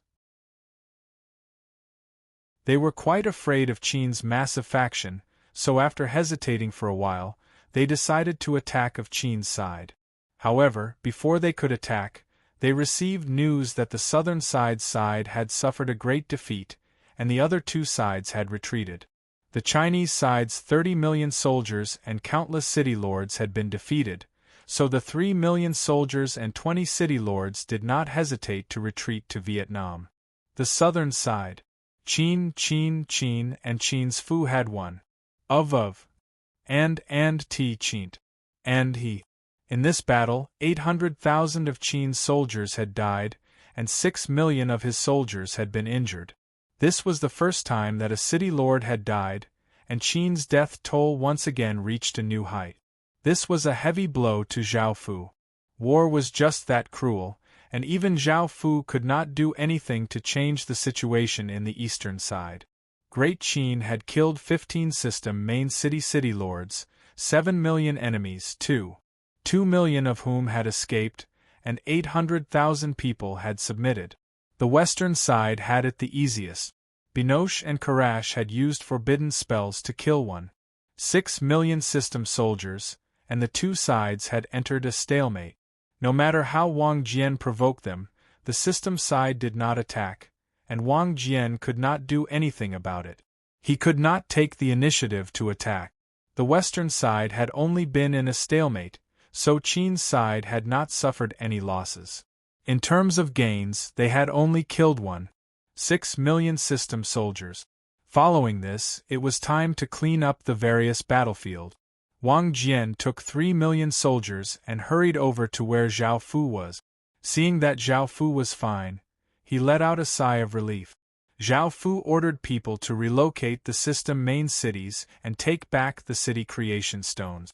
Following this, the battlefield was cleaned up, and this massive battle finally came to an end. Qin's side had won this battle, and the surrounding system main cities could only force the system main cities to relocate. Otherwise, staying would mean death. The 22 regions to the east of Qin's Fu had become regions without any city, and the 25 regions to the south had become regions without any city. The system main cities to the west of Qin's Fu had not left, as they had not suffered many losses in this battle. They still wanted to put up some resistance. They continued to build powerful defenses to defend against Qin's sudden attacks while continuing to rope in other system main cities to defend against Qin. The many system main cities watching from afar finally made a decision. Qin was actually so powerful, and in the face of such a powerful attack, he had still managed to win. Countless people were convinced that Qin was an unshakable mountain in the legacy land. With such powerful strength and powerful stats, as well as not having to worry about natural disasters, Qin was undoubtedly the best person to pledge loyalty to. Right after the battle concluded, 80 or so system main cities personally came to Qin's Fu to express their loyalty. They were now truly loyal and did not have any reservations, so they had personally come to Qin's Fu to apologize for watching the battle from before. Of course, Zhao Fu was quite happy that 80 system main cities had joined Qin's Fu, but he was also quite displeased that they had been watching the battle from before. After all, the battle between Qin's Fu and the system main cities had been incredibly intense, and they had been watching from the sidelines without helping at all. Only after Qin had won would they join Qin's Fu. No one would be happy about this. Even though they were snobbish, Zhao Fu could understand, after all, this was how the world worked. If you didn't have the power to convince them, why would they give up everything to pledge loyalty to you? Adding on the fact that they had personally come to apologize and were very sincere, Zhao Fu decided to accept them. The 80 system main cities had 8 million stage 1 soldiers and 40 million people. Accepting them would greatly increase Qin's strength, and this was something that Zhao Fu wanted to see. As such, Zhao Fu threw a large banquet to welcome them. Of course, in order to celebrate the victory, Zhao Fu rewarded his generals and generals. After all, they had risked their lives for him, so Zhao Fu would not mistreat them.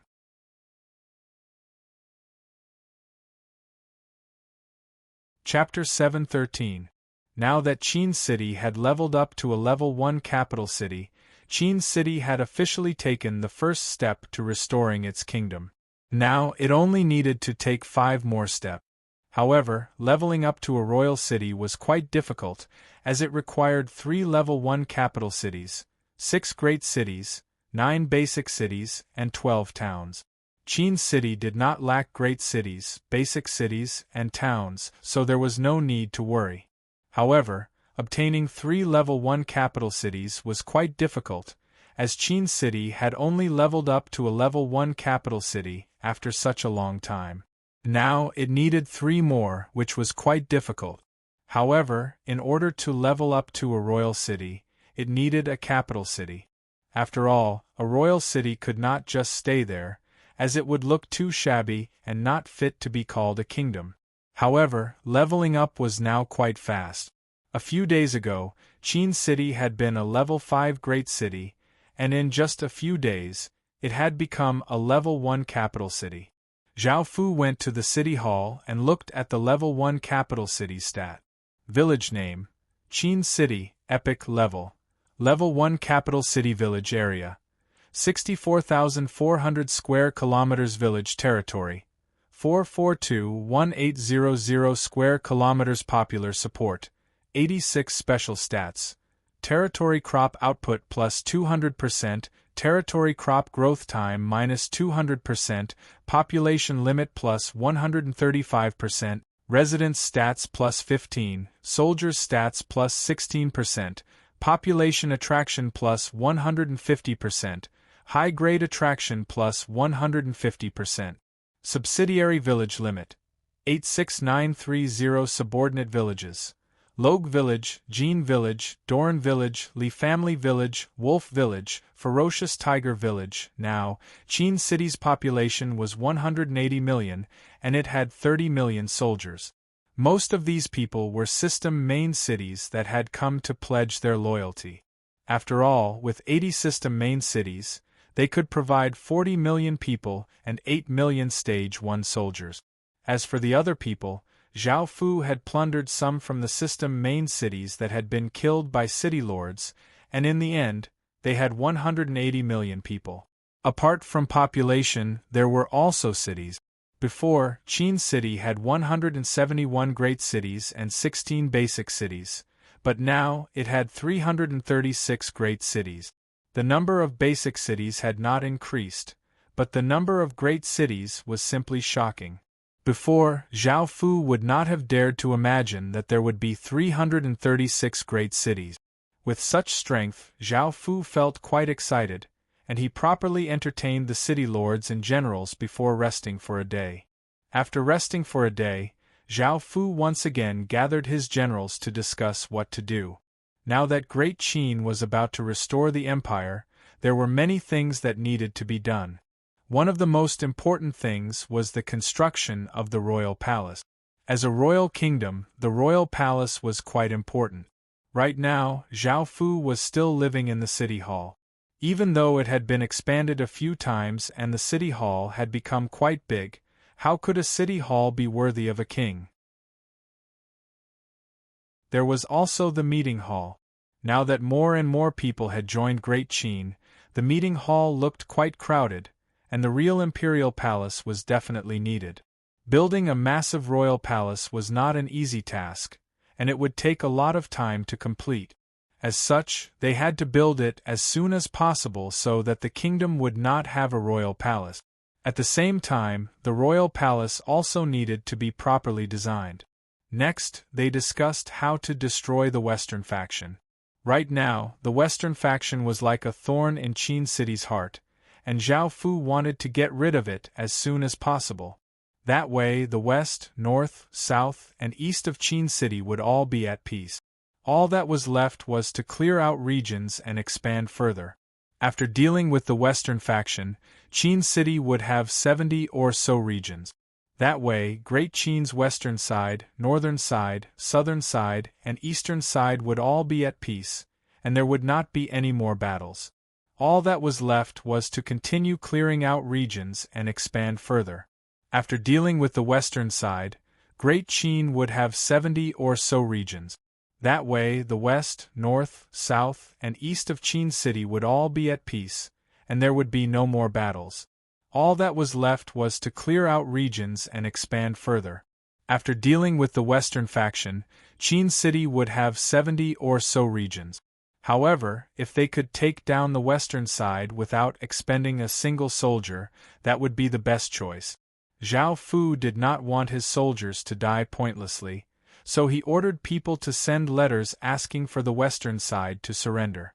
However, who would have thought that the western faction would refuse and would fight to the death against Qin City? Not a single person would surrender, and the victor would be king. Hearing this, Zhao Fu did not hesitate to once again gather his forces, and Qin City majestically started to attack the western faction. However, only a day had passed since the battle, and the western faction had not even finished building their defensive walls yet. They did not have the ability to rope in more city lords. Before, they had the confidence to stay here and think that they would be able to stop Qin City. However, when they saw Qin City's massive army, they immediately chose to run without any hesitation.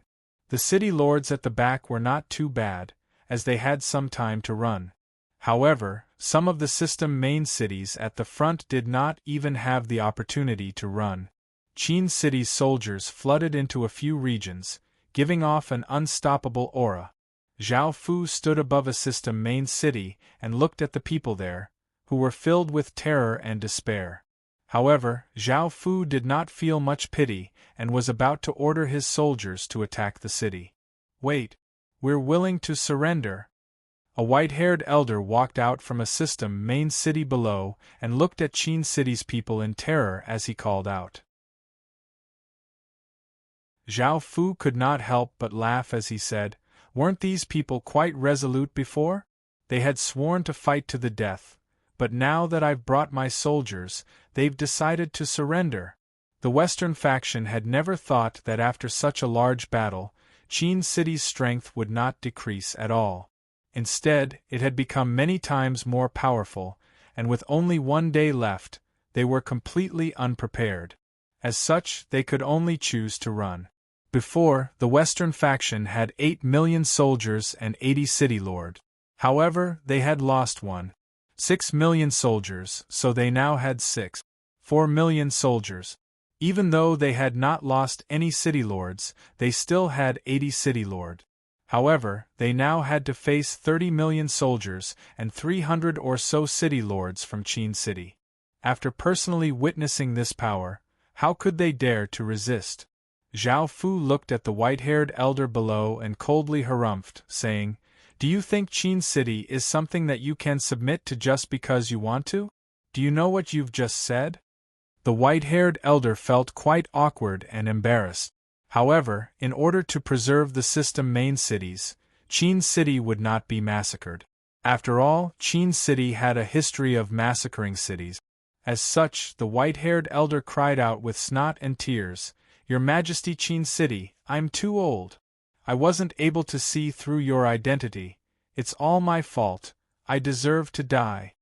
As he cried, he lightly slapped himself twice. His acting was quite clumsy. Zhao Fu rolled his eyes and had the white-haired elder get up and accept his surrender. He then took over the system main city and continued to attack other system main cities. He could not afford to waste time here. After a day, Qin swept through the western side like a bolt of lightning. No one could stop him, and there was basically no resistance.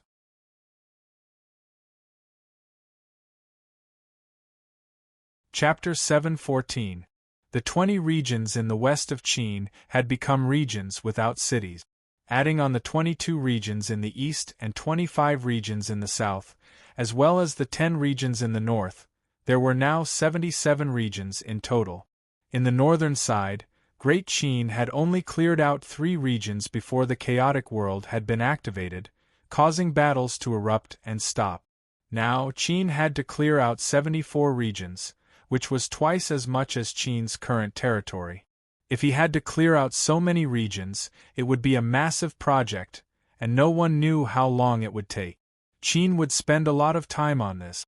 Qin would once again welcome a period of stability, and Zhao Fu had never thought that he would be able to clear out 70 regions so quickly. It seemed that the territory that he had planned for the second time was a bit small, and he would have to replan it. During this period of time, apart from clearing out regions, Qin also sent ambassadors to the various regions to improve the relationship between Qin and the various regions and to persuade them to join Qin.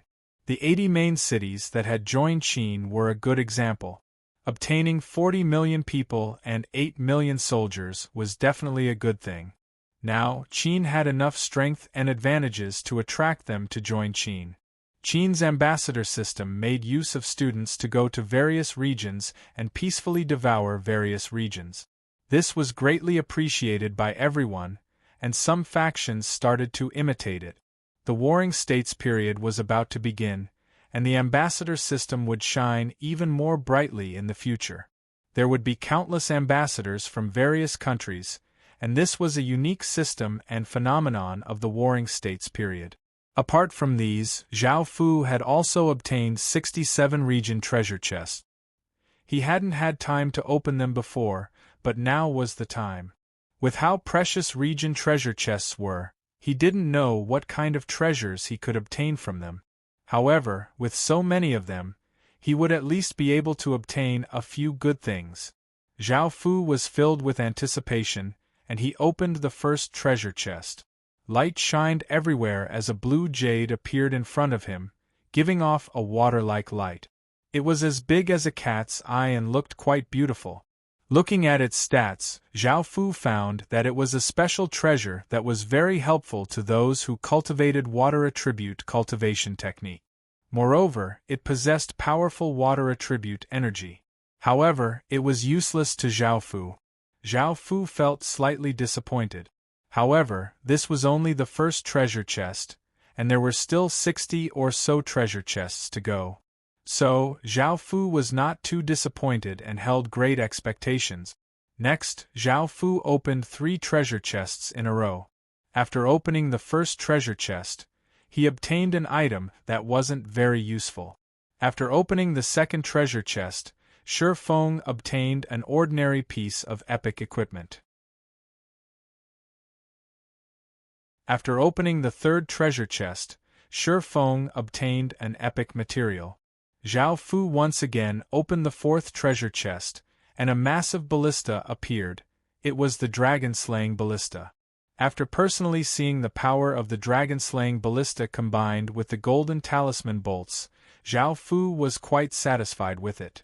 The terrifying power of the dragon-slaying ballista combined with the golden talisman bolts was enough to instantly kill a city lord without the city lord being able to resist at all. In the previous battle, if Qin had 100 dragon-slaying ballistas, even if he faced 100 city lords, Zhao Fu would not have been afraid. However, it was a pity that the dragon-slaying ballistas were too complicated to create, and it was not something that Qin could create. Following this, Zhao Fu opened 3 more region treasure chests in a row. After opening the first region treasure chest, Shi Feng obtained a skill that wasn't very powerful. After opening the second region treasure chest, Shi Feng obtained a special treasure that could give him directions no matter what kind of fog he was in. After opening the third region treasure chest, Shi Feng obtained a small glass bottle. This small glass bottle was only as tall as a finger and as wide as 2 fingers. It contained a silver liquid that gave off a faint light and looked quite extraordinary. After all, the silver liquid seemed to have a life of its own and moved about within the bottle. Silver Spirit Liquid. A liquid that contains extremely powerful life force. It can be used on any plant and can increase the age of the tree by 100 years. Each plant can only use it once. This made Zhao Fu feel quite delighted because the silver spirit liquid was quite useful to Qin. Qin now had 300 or so trees of life and 30 or so ginseng fruit trees, and they all required time to take effect. The silver spirit liquid could instantly increase the age of a tree by 100 years, and as long as Shifeng gave it to the trees of life or ginseng fruit trees, they would become 100-year-old trees and bear fruits of life and ginseng fruit. It was a pity that this small bottle of silver spirit liquid could only be used 10 times, but it was still quite good. After putting it away, Zhao Fu looked forward to opening more region treasure chests. After opening the first region treasure chest, Shifeng obtained an epic-grade sledgehammer. After opening the second region treasure chest, Shifeng obtained a stat gem that increased all stats by 3, which was quite useful. After opening the first region treasure chest, Shifeng obtained an epic-grade beast horn. Zhao Fu opened 10 region treasure chests in a row but did not obtain anything useful, making him feel quite disappointed. After opening 2 more, Shifeng obtained a stone. This stone was square and as big as a fist. It was quite smooth and gave off 3 different lights. It gave off a powerful aura and looked quite extraordinary. City Upgrade Stone. Using this City Upgrade Stone, one does not need to obtain EXP to level up a city. It can be used by anyone below Capital City. After looking at this stone's stats, Zhao Fu felt quite delighted. He had never thought that there would be such a treasure that did not require EXP to level up a city. What's more, it could be used by anyone below Capital City. If he used it on a level 4 Great City, he would be able to level it up to a level 5 Great City, saving him 70 million EXP. If he wanted to obtain 70 million EXP, he would have to conquer countless villages. Now, he only needed a city upgrade stone. How could Zhao Fu not be delighted? Right now, Qin lacked EXP. Not only did he need to level up to a level 6 capital city, but he also needed 3 level 1 capital cities to level up to a royal city. Moreover, this city upgrade stone did not seem to have any usage restrictions. If Zhao Fu could obtain 10 or so of them, he would not have to worry about EXP at all and would be able to directly level up a city to a capital city. Thinking about that, Zhao Fu felt quite excited and started to look forward to it. He opened the region treasure boxes, and rays of light shot out from them as items appeared before him. However, after Zhao Fu opened 10 or so region treasure chests, he did not obtain a single city upgrade stone. They were all useless items, making Zhao Fu feel quite disappointed.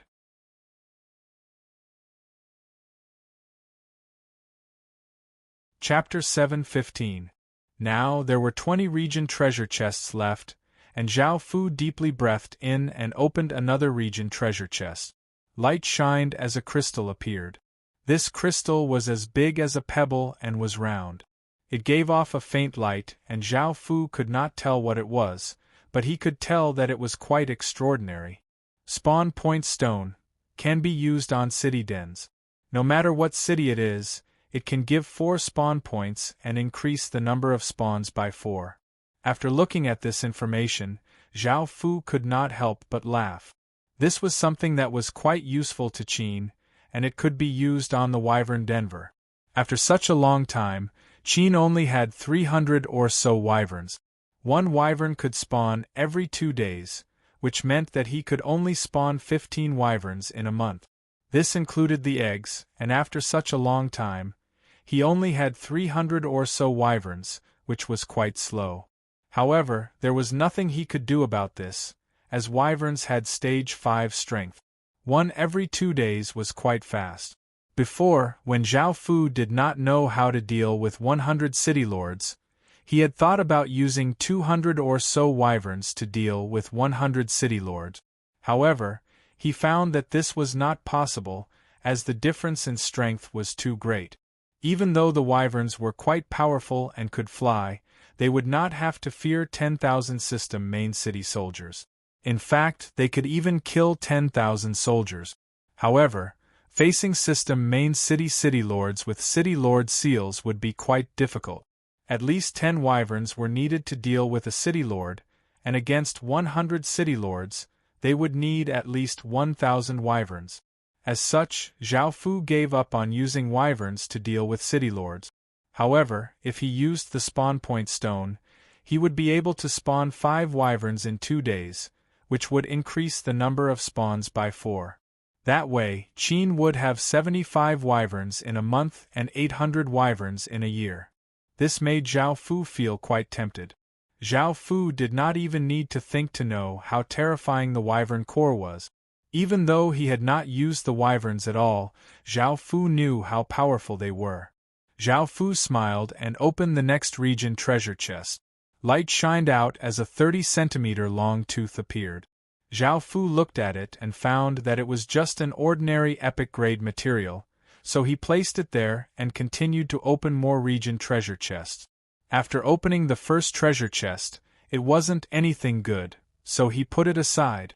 After opening the second treasure chest, Zhao Fu obtained a reality tree. However, Zhao Fu already had enough reality fruits, so he did not need this reality tree. After opening the third treasure chest, there was a good epic longbow. It was not weak at all. Zhao Fu opened the seventh treasure chest and another savage-looking dragon-slaying ballista appeared. A trace of a smile appeared on Zhao Fu's face. Now, Qin had 5 dragon-slaying ballistas.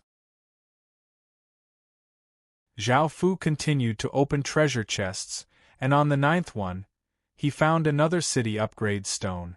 Zhao Fu couldn't help but loudly laugh, and he excitedly continued to open treasure chests. The next few treasure chests didn't yield anything good. On the 15th treasure chest, Zhao Fu obtained a bottle of silver spirit liquid, making him feel a little happy. After the last pile of region treasure chests, only 3 region treasure chests remained. To be honest, this kind of treasure chest was very satisfying. It was especially exciting to find an unknown treasure. His heart was filled with excitement and anticipation. It was a pity that there were only 3 left. Zhao Fu opened the first one and a skill book appeared. Zhao Fu looked at it and found that it was an Earth-type skill book. It was beneficial to the user and could not be used on the battlefield, but it could be used as a reward. The second item was a violet stone steel. This violet stone steel was 3 meters tall and 1 meter wide, and it was octagonal. It gave off a faint and mysterious violet light and a powerful aura of suppression. Ordinary people with stage 3 cultivation would not be able to get close to it, and it looked quite powerful. Zhao Fu felt quite curious about this item because even someone with stage 3 cultivation would not be able to get close to it, which meant that it was an incredibly powerful treasure. After looking at the information, Zhao Fu couldn't help but feel quite excited. This was indeed a powerful treasure, but its effects were not for power but for trading. These stone steels were called Heaven Spirit Steels, and they were made by the largest financial groups in the Heaven Awaken world.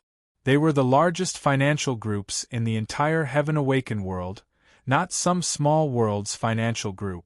Their names were in the demon god's information, and their power was so monstrous that ordinary godly spirits did not dare to offend them.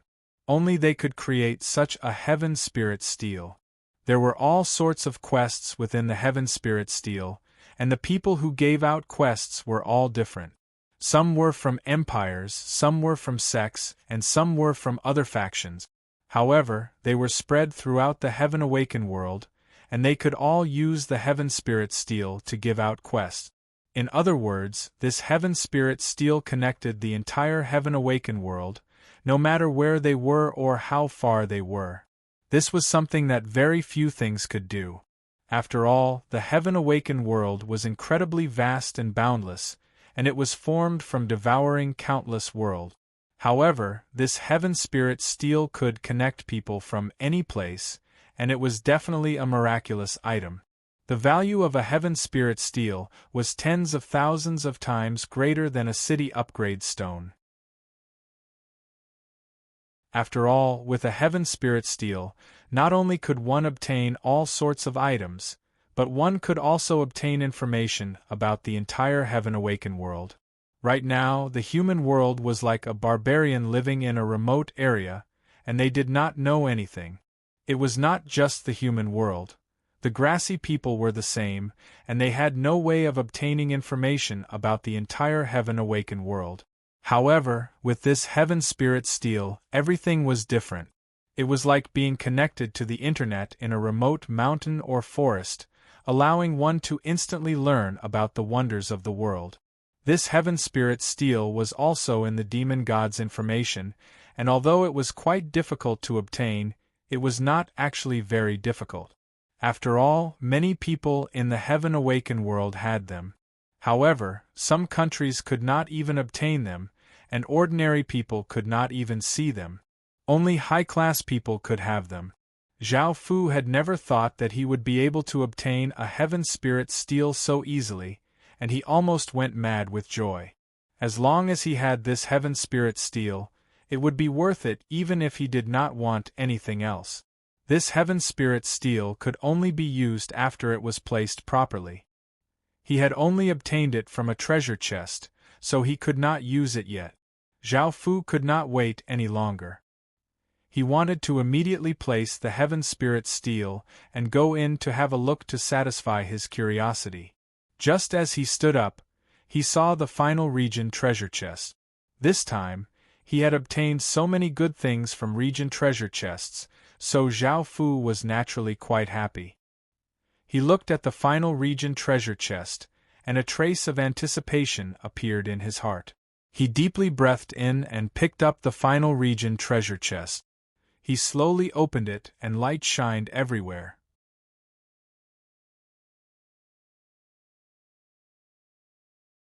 Chapter 7:16. Zhao Fu went to an elegant-looking room and ordered people to set up a simple activation formation. He placed a few energy stones in it, before placing the heaven spirit steel at the center of the formation and activating it. Immediately, the heaven spirit steel gave off a bright violet light, and countless runes appeared on the steel like tadpoles. Zhao Fu took out a sharp blade and cut his palm, allowing blood to flow out. He then pressed it against the stone steel, and a system announcement sounded out in his mind.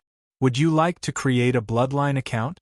This bloodline account was created from one's own blood. Only with this account could one enter the heaven spirit steel. The account was created from one's own blood, and it was bound to one's own aura. Only one could use it. As Zhao Fu's blood was absorbed by the stone tablet, it gave off an even more intense purple light. A purple light shot into the sky and disappeared in a flash. Within a tall building in the heaven awakened world, there were people standing next to different orbs of light, their hands continuously moving around, controlling something. A young man suddenly saw an orb of light in front of him give off an intense light, making it look like a small sun. Everyone's gazes were drawn over, as this intense light meant that a major figure was using the heaven spirit steel to create a bloodline account. The young man looked at the information within the orb of light and looked quite shocked. He immediately left and walked to a private room as he asked, "Sir, this is the first time we've met. I have something to report first." "Come in." A magnetic voice rang out in the room. The young man respectfully pushed open the door and looked at the handsome man sitting by the side, holding an ancient book, and bowed before saying, "Sir, those with a sovereign bloodline can create a bloodline account." The handsome man looked down at the ancient book and said calmly without raising his head, "Then list it as a Level 3 special account and observe it in secret. Level 1 special accounts recorded information about kings, Level 2 special accounts recorded information about emperors, and Level 3 special accounts recorded information about emperors." Having a sovereign bloodline meant that one had an empire behind them. An empire was a top-tier kingdom in the heaven awakened world and reigned above royal kingdoms and imperial kingdoms. They had immense power, and people with such bloodlines were definitely not ordinary. Within the Heaven's Secrets Pavilion, people with sovereign bloodlines would receive special treatment. Apart from making things convenient for everyone, the Heaven Spirit Steel also held a massive amount of information, including information about all of the major figures. For the financial groups to become the largest financial groups in the Heaven Awakened world and cause even godly spirits to fear them, they had to have their own methods. However, the Heaven Awakened world was incredibly big, and there were not many empires. After all, they controlled the Heaven Awakened world's intelligence network, so they naturally knew some things. There was also the sovereign bloodline. Anyone who belonged to the royal family would have it. As such, the handsome-looking man did not pay too much mind and followed the normal procedures.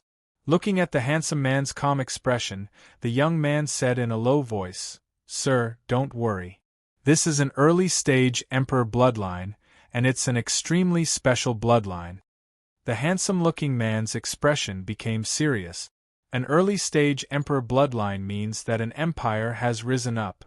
This is a big matter in the Heaven Awakened world. Moreover, hearing that the bloodline is extremely special, this matter is not simple at all. "I'll handle this matter. You can go now." The handsome man looked at the young man opposite him and said. The young man let out a sigh of relief and left the room. Following this, the handsome man took out a blood-red orb of light and came to a large hall. A white-robed elder looked at the handsome man seriously holding the blood-red orb of light and smiled as he said, "Kuang Zi, did you make some big discovery?" The handsome man called Kuang Zi nodded seriously and handed the orb of light to the elder. After looking at the blood-red orb of light, the elder's expression became serious as he said, "This bloodline has such a powerful killing intent. It's the first time I've seen a sovereign bloodline with such an intense killing intent. The Zhao Fu Qin bloodline already gave off a powerful killing aura, the God-Killer bloodline gave off a powerful God-killing aura, and the Heaven Murder bloodline gave off a killing intent that could slaughter all living beings. The terrifying effects of the three bloodlines fusing caused even the experienced elder to feel incredibly shocked. Kuang Zi said seriously, "This is an early-stage Emperor bloodline. An empire that can give birth to such a bloodline is incredibly powerful. The rise of such an empire will definitely shake the Heaven Awakened world." The white-robed elder nodded seriously as he said, "This is indeed a big matter. Leave this matter to me. You can go now." Kuang Zi nodded and bowed before turning and leaving. After sensing the terrifying aura from the bloodline, he understood that things were not as simple as they seemed. The white-robed elder carefully looked at the blood-red orb of light and sensed its bloodthirsty and ruthless aura. His hairs instinctively stood on end, and the white-robed elder did not hesitate to send out orders to the various attendants to convene an emergency meeting. Following this, more and more people walked in. They all gave off different auras, and their appearances were all different. Not only were there humans, but there were also demons and devils. Their auras were incredibly terrifying, and in front of them, a city lord was like an ant. A big man giving off demonic chi walked in and called out in dissatisfaction, "Old Li, what's going on? Why are you in such a hurry?"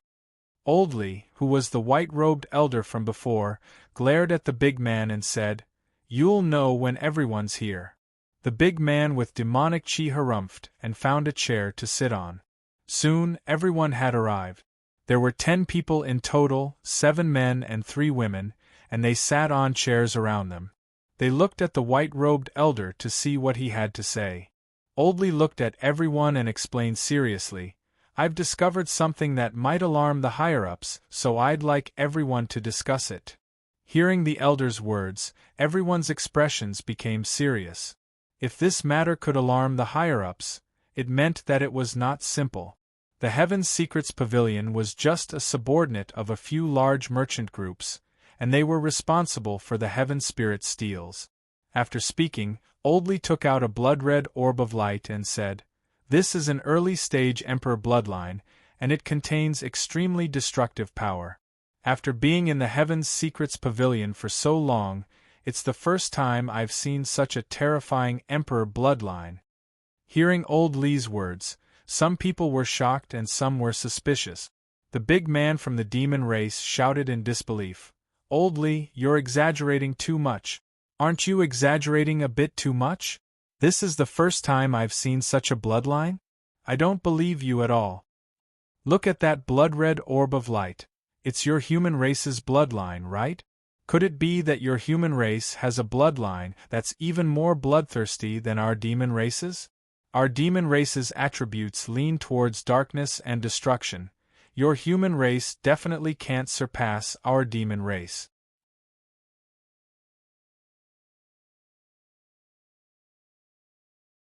Chapter 7:17. Facing everyone's doubtful gazes, Old Li did not say anything and threw the blood-red orb of light over to the demon race big man. The demon race big man felt quite disdainful. The human race's bloodline was the weakest out of the 8 major races, and he did not believe that the human race's bloodline could surpass the demon race's bloodline in terms of darkness. However, even though he did not believe it, he still had to take a look, and the demon race big man's consciousness entered the blood-red orb of light. Immediately, the demon race big man felt as if he had fallen into a bottomless abyss, and his body seemed to be locked down, unable to move at all. A bone-chilling coldness assaulted him, and the terrifying killing intent and destructive aura corroded his body like acid. The demon race big man felt an unprecedented sense of terror, as well as an aura of death. When he came back to his senses, the demon race big man was covered with sweat as if he had just come out of water. He looked at Old Li in shock and said, "How could the human race give birth to such a terrifying sovereign bloodline?" Hearing the demon race big man's words, everyone else's expressions fell. Seeing the trace of fear in the demon race big man's eyes, they understood that this bloodline was quite terrifying. "Let me have a look," a bewitchingly beautiful young woman said out of curiosity. She took the blood-red orb of light and sent her consciousness into it. In the next moment, her face became pale and her body trembled as she handed the blood-red orb of light to the next person. Following this, everyone else's bodies were covered with cold sweat, and there was still a trace of fear on their faces. They now completely believed Old Li's words. Only then did Old Li lightly laugh and say, "Do you believe me now?" The others nodded seriously, and one of the devil race men said, "Just what kind of bloodline is this? How could it be so terrifying?" Old Li replied, "This is an early-stage emperor bloodline, and it most likely came from an empire. Also, look at this." As he spoke, Old Li took out a few different colored orbs of light and tossed them towards the blood-red orb of light. The orbs of light seemed to be afraid and dodged in all directions, not daring to get close to the blood-red orb of light at all. These orbs of light are quite famous emperor bloodlines. "Look at how weak they are in front of it," Old Li said seriously. The other elder gulped nervously and said, "This matter might be too serious. Let's report it to the higher-ups and let them handle it." The others nodded in unison. Old Man Li also agreed. This matter was too important and had to be reported to the higher-ups. Otherwise, they would be guilty of dereliction of duty. After that, this matter was quickly reported to the core headquarters of several large merchant groups. After the core personnel understood the importance of this matter, they reported this matter to the real big shots in power. Within an incredibly luxurious palace, there were a few people giving off heaven-toppling auras that twisted space. Looking at the blood-red orb of light floating in front of them, the air seemed to freeze and was filled with an incredibly oppressive and tense aura. An order was quickly passed down. Classify it as a Level 7 special account and place it under the highest level of observation. Collect all information about it and do not initiate contact with it for the time being. This person has been evaluated by many authoritative figures. Extremely dangerous. Old Li and the other attendants of the secret pavilion never imagined that the situation would be so serious. It was completely beyond their imagination. Looks like this matter has alarmed the higher-up. I wonder what kind of bloodline it is that even the higher-ups are paying so much attention to it, Old Li muttered to himself in shock. Zhao Fu did not know much about these things. After activating his account, his consciousness entered the Heaven Spirit Steel. The Heaven Spirit Steel was split into two parts, the Quest region and the Exchange region. The Quest region was mainly for issuing and accepting quests. Both required money, and the quests were split into different levels. Right now, Zhao Fu was only level 1, so he did not know what levels there were. He could only accept level 1, level 2, and level 3 quests. A level 1 quest cost 10,000 gold coins, a level 2 quest cost 20,000 gold coins, a level 3 quest cost 40,000 gold coins, a level 4 quest cost 80,000 gold coins, and a level 5 quest cost 160,000 gold coins. 10,000 gold coins was equivalent to 100 million copper coins. Posting the lowest level quest required so much gold coins. This was definitely not something that ordinary people could afford. Moreover, accepting the quest required 10% of the gold coins. Level 1 quests cost 10,000 gold coins, and accepting them cost 1,000 gold coins. Level 2 quests cost 20,000 gold coins, and accepting them cost 2,000 gold coins. Level 3 quests cost 40,000 gold coins, and accepting them cost 4,000 gold coins, and so on and so forth. When Zhao Fu looked at the number of level 1, level 2, and level 3 quests, he was given a big fright. There were hundreds of billions of quests, and it would take him a few months to look through all of them. Luckily, the quests were split into different categories. For example, the materials quests were split into metal, beast, jade, wood, and exotic materials. It was quite easy to find quests this way, and it was also possible to search for quests. Otherwise, with hundreds of billions of gold coins, people would not be able to even look at them, let alone accept or complete them. The second exchange region contained almost everything in the Heaven Awakened world. Zhao Fu took a few glances and felt incredibly shocked. First, Zhao Fu saw city upgrade stones. Not only were there stones for great cities, but there were also stones for capital cities. There were also violet talisman stones and the even rarer orange talisman stones. There were also all sorts of dragon and phoenix eggs, as well as exquisite divine pills. Zhao Fu even saw royal cities. Royal cities were the core cities of kingdoms, and they represented kingdoms. He had never thought that they could be exchanged here as well. This was definitely a shocking treasure trove. It was a pity that the prices were too high, and he could not directly buy them with money. He needed quest points to use them. Quest points could only be obtained by completing quests, and one's level could only be increased by completing quests. Right now, Zhao Fu did not accept any quests and only looked at the Heaven Spirit Steel to satisfy his curiosity.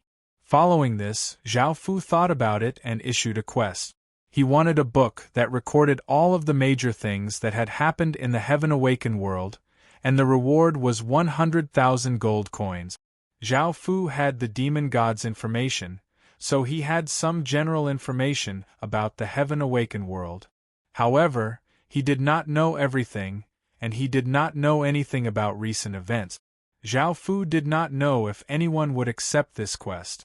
This kind of book was quite cheap and easy to obtain, and it was quite different from the boundary regions. However, he did not know if anyone would be interested in the quest's rewards. The money in the Heaven Spirit Steel seemed to have lost its value, and most people traded for items. That way, it was easier to obtain what they wanted. You're tuning in to the Phoenix Knights YouTube channel. Don't forget to subscribe and join us on this journey to catch the most captivating stories.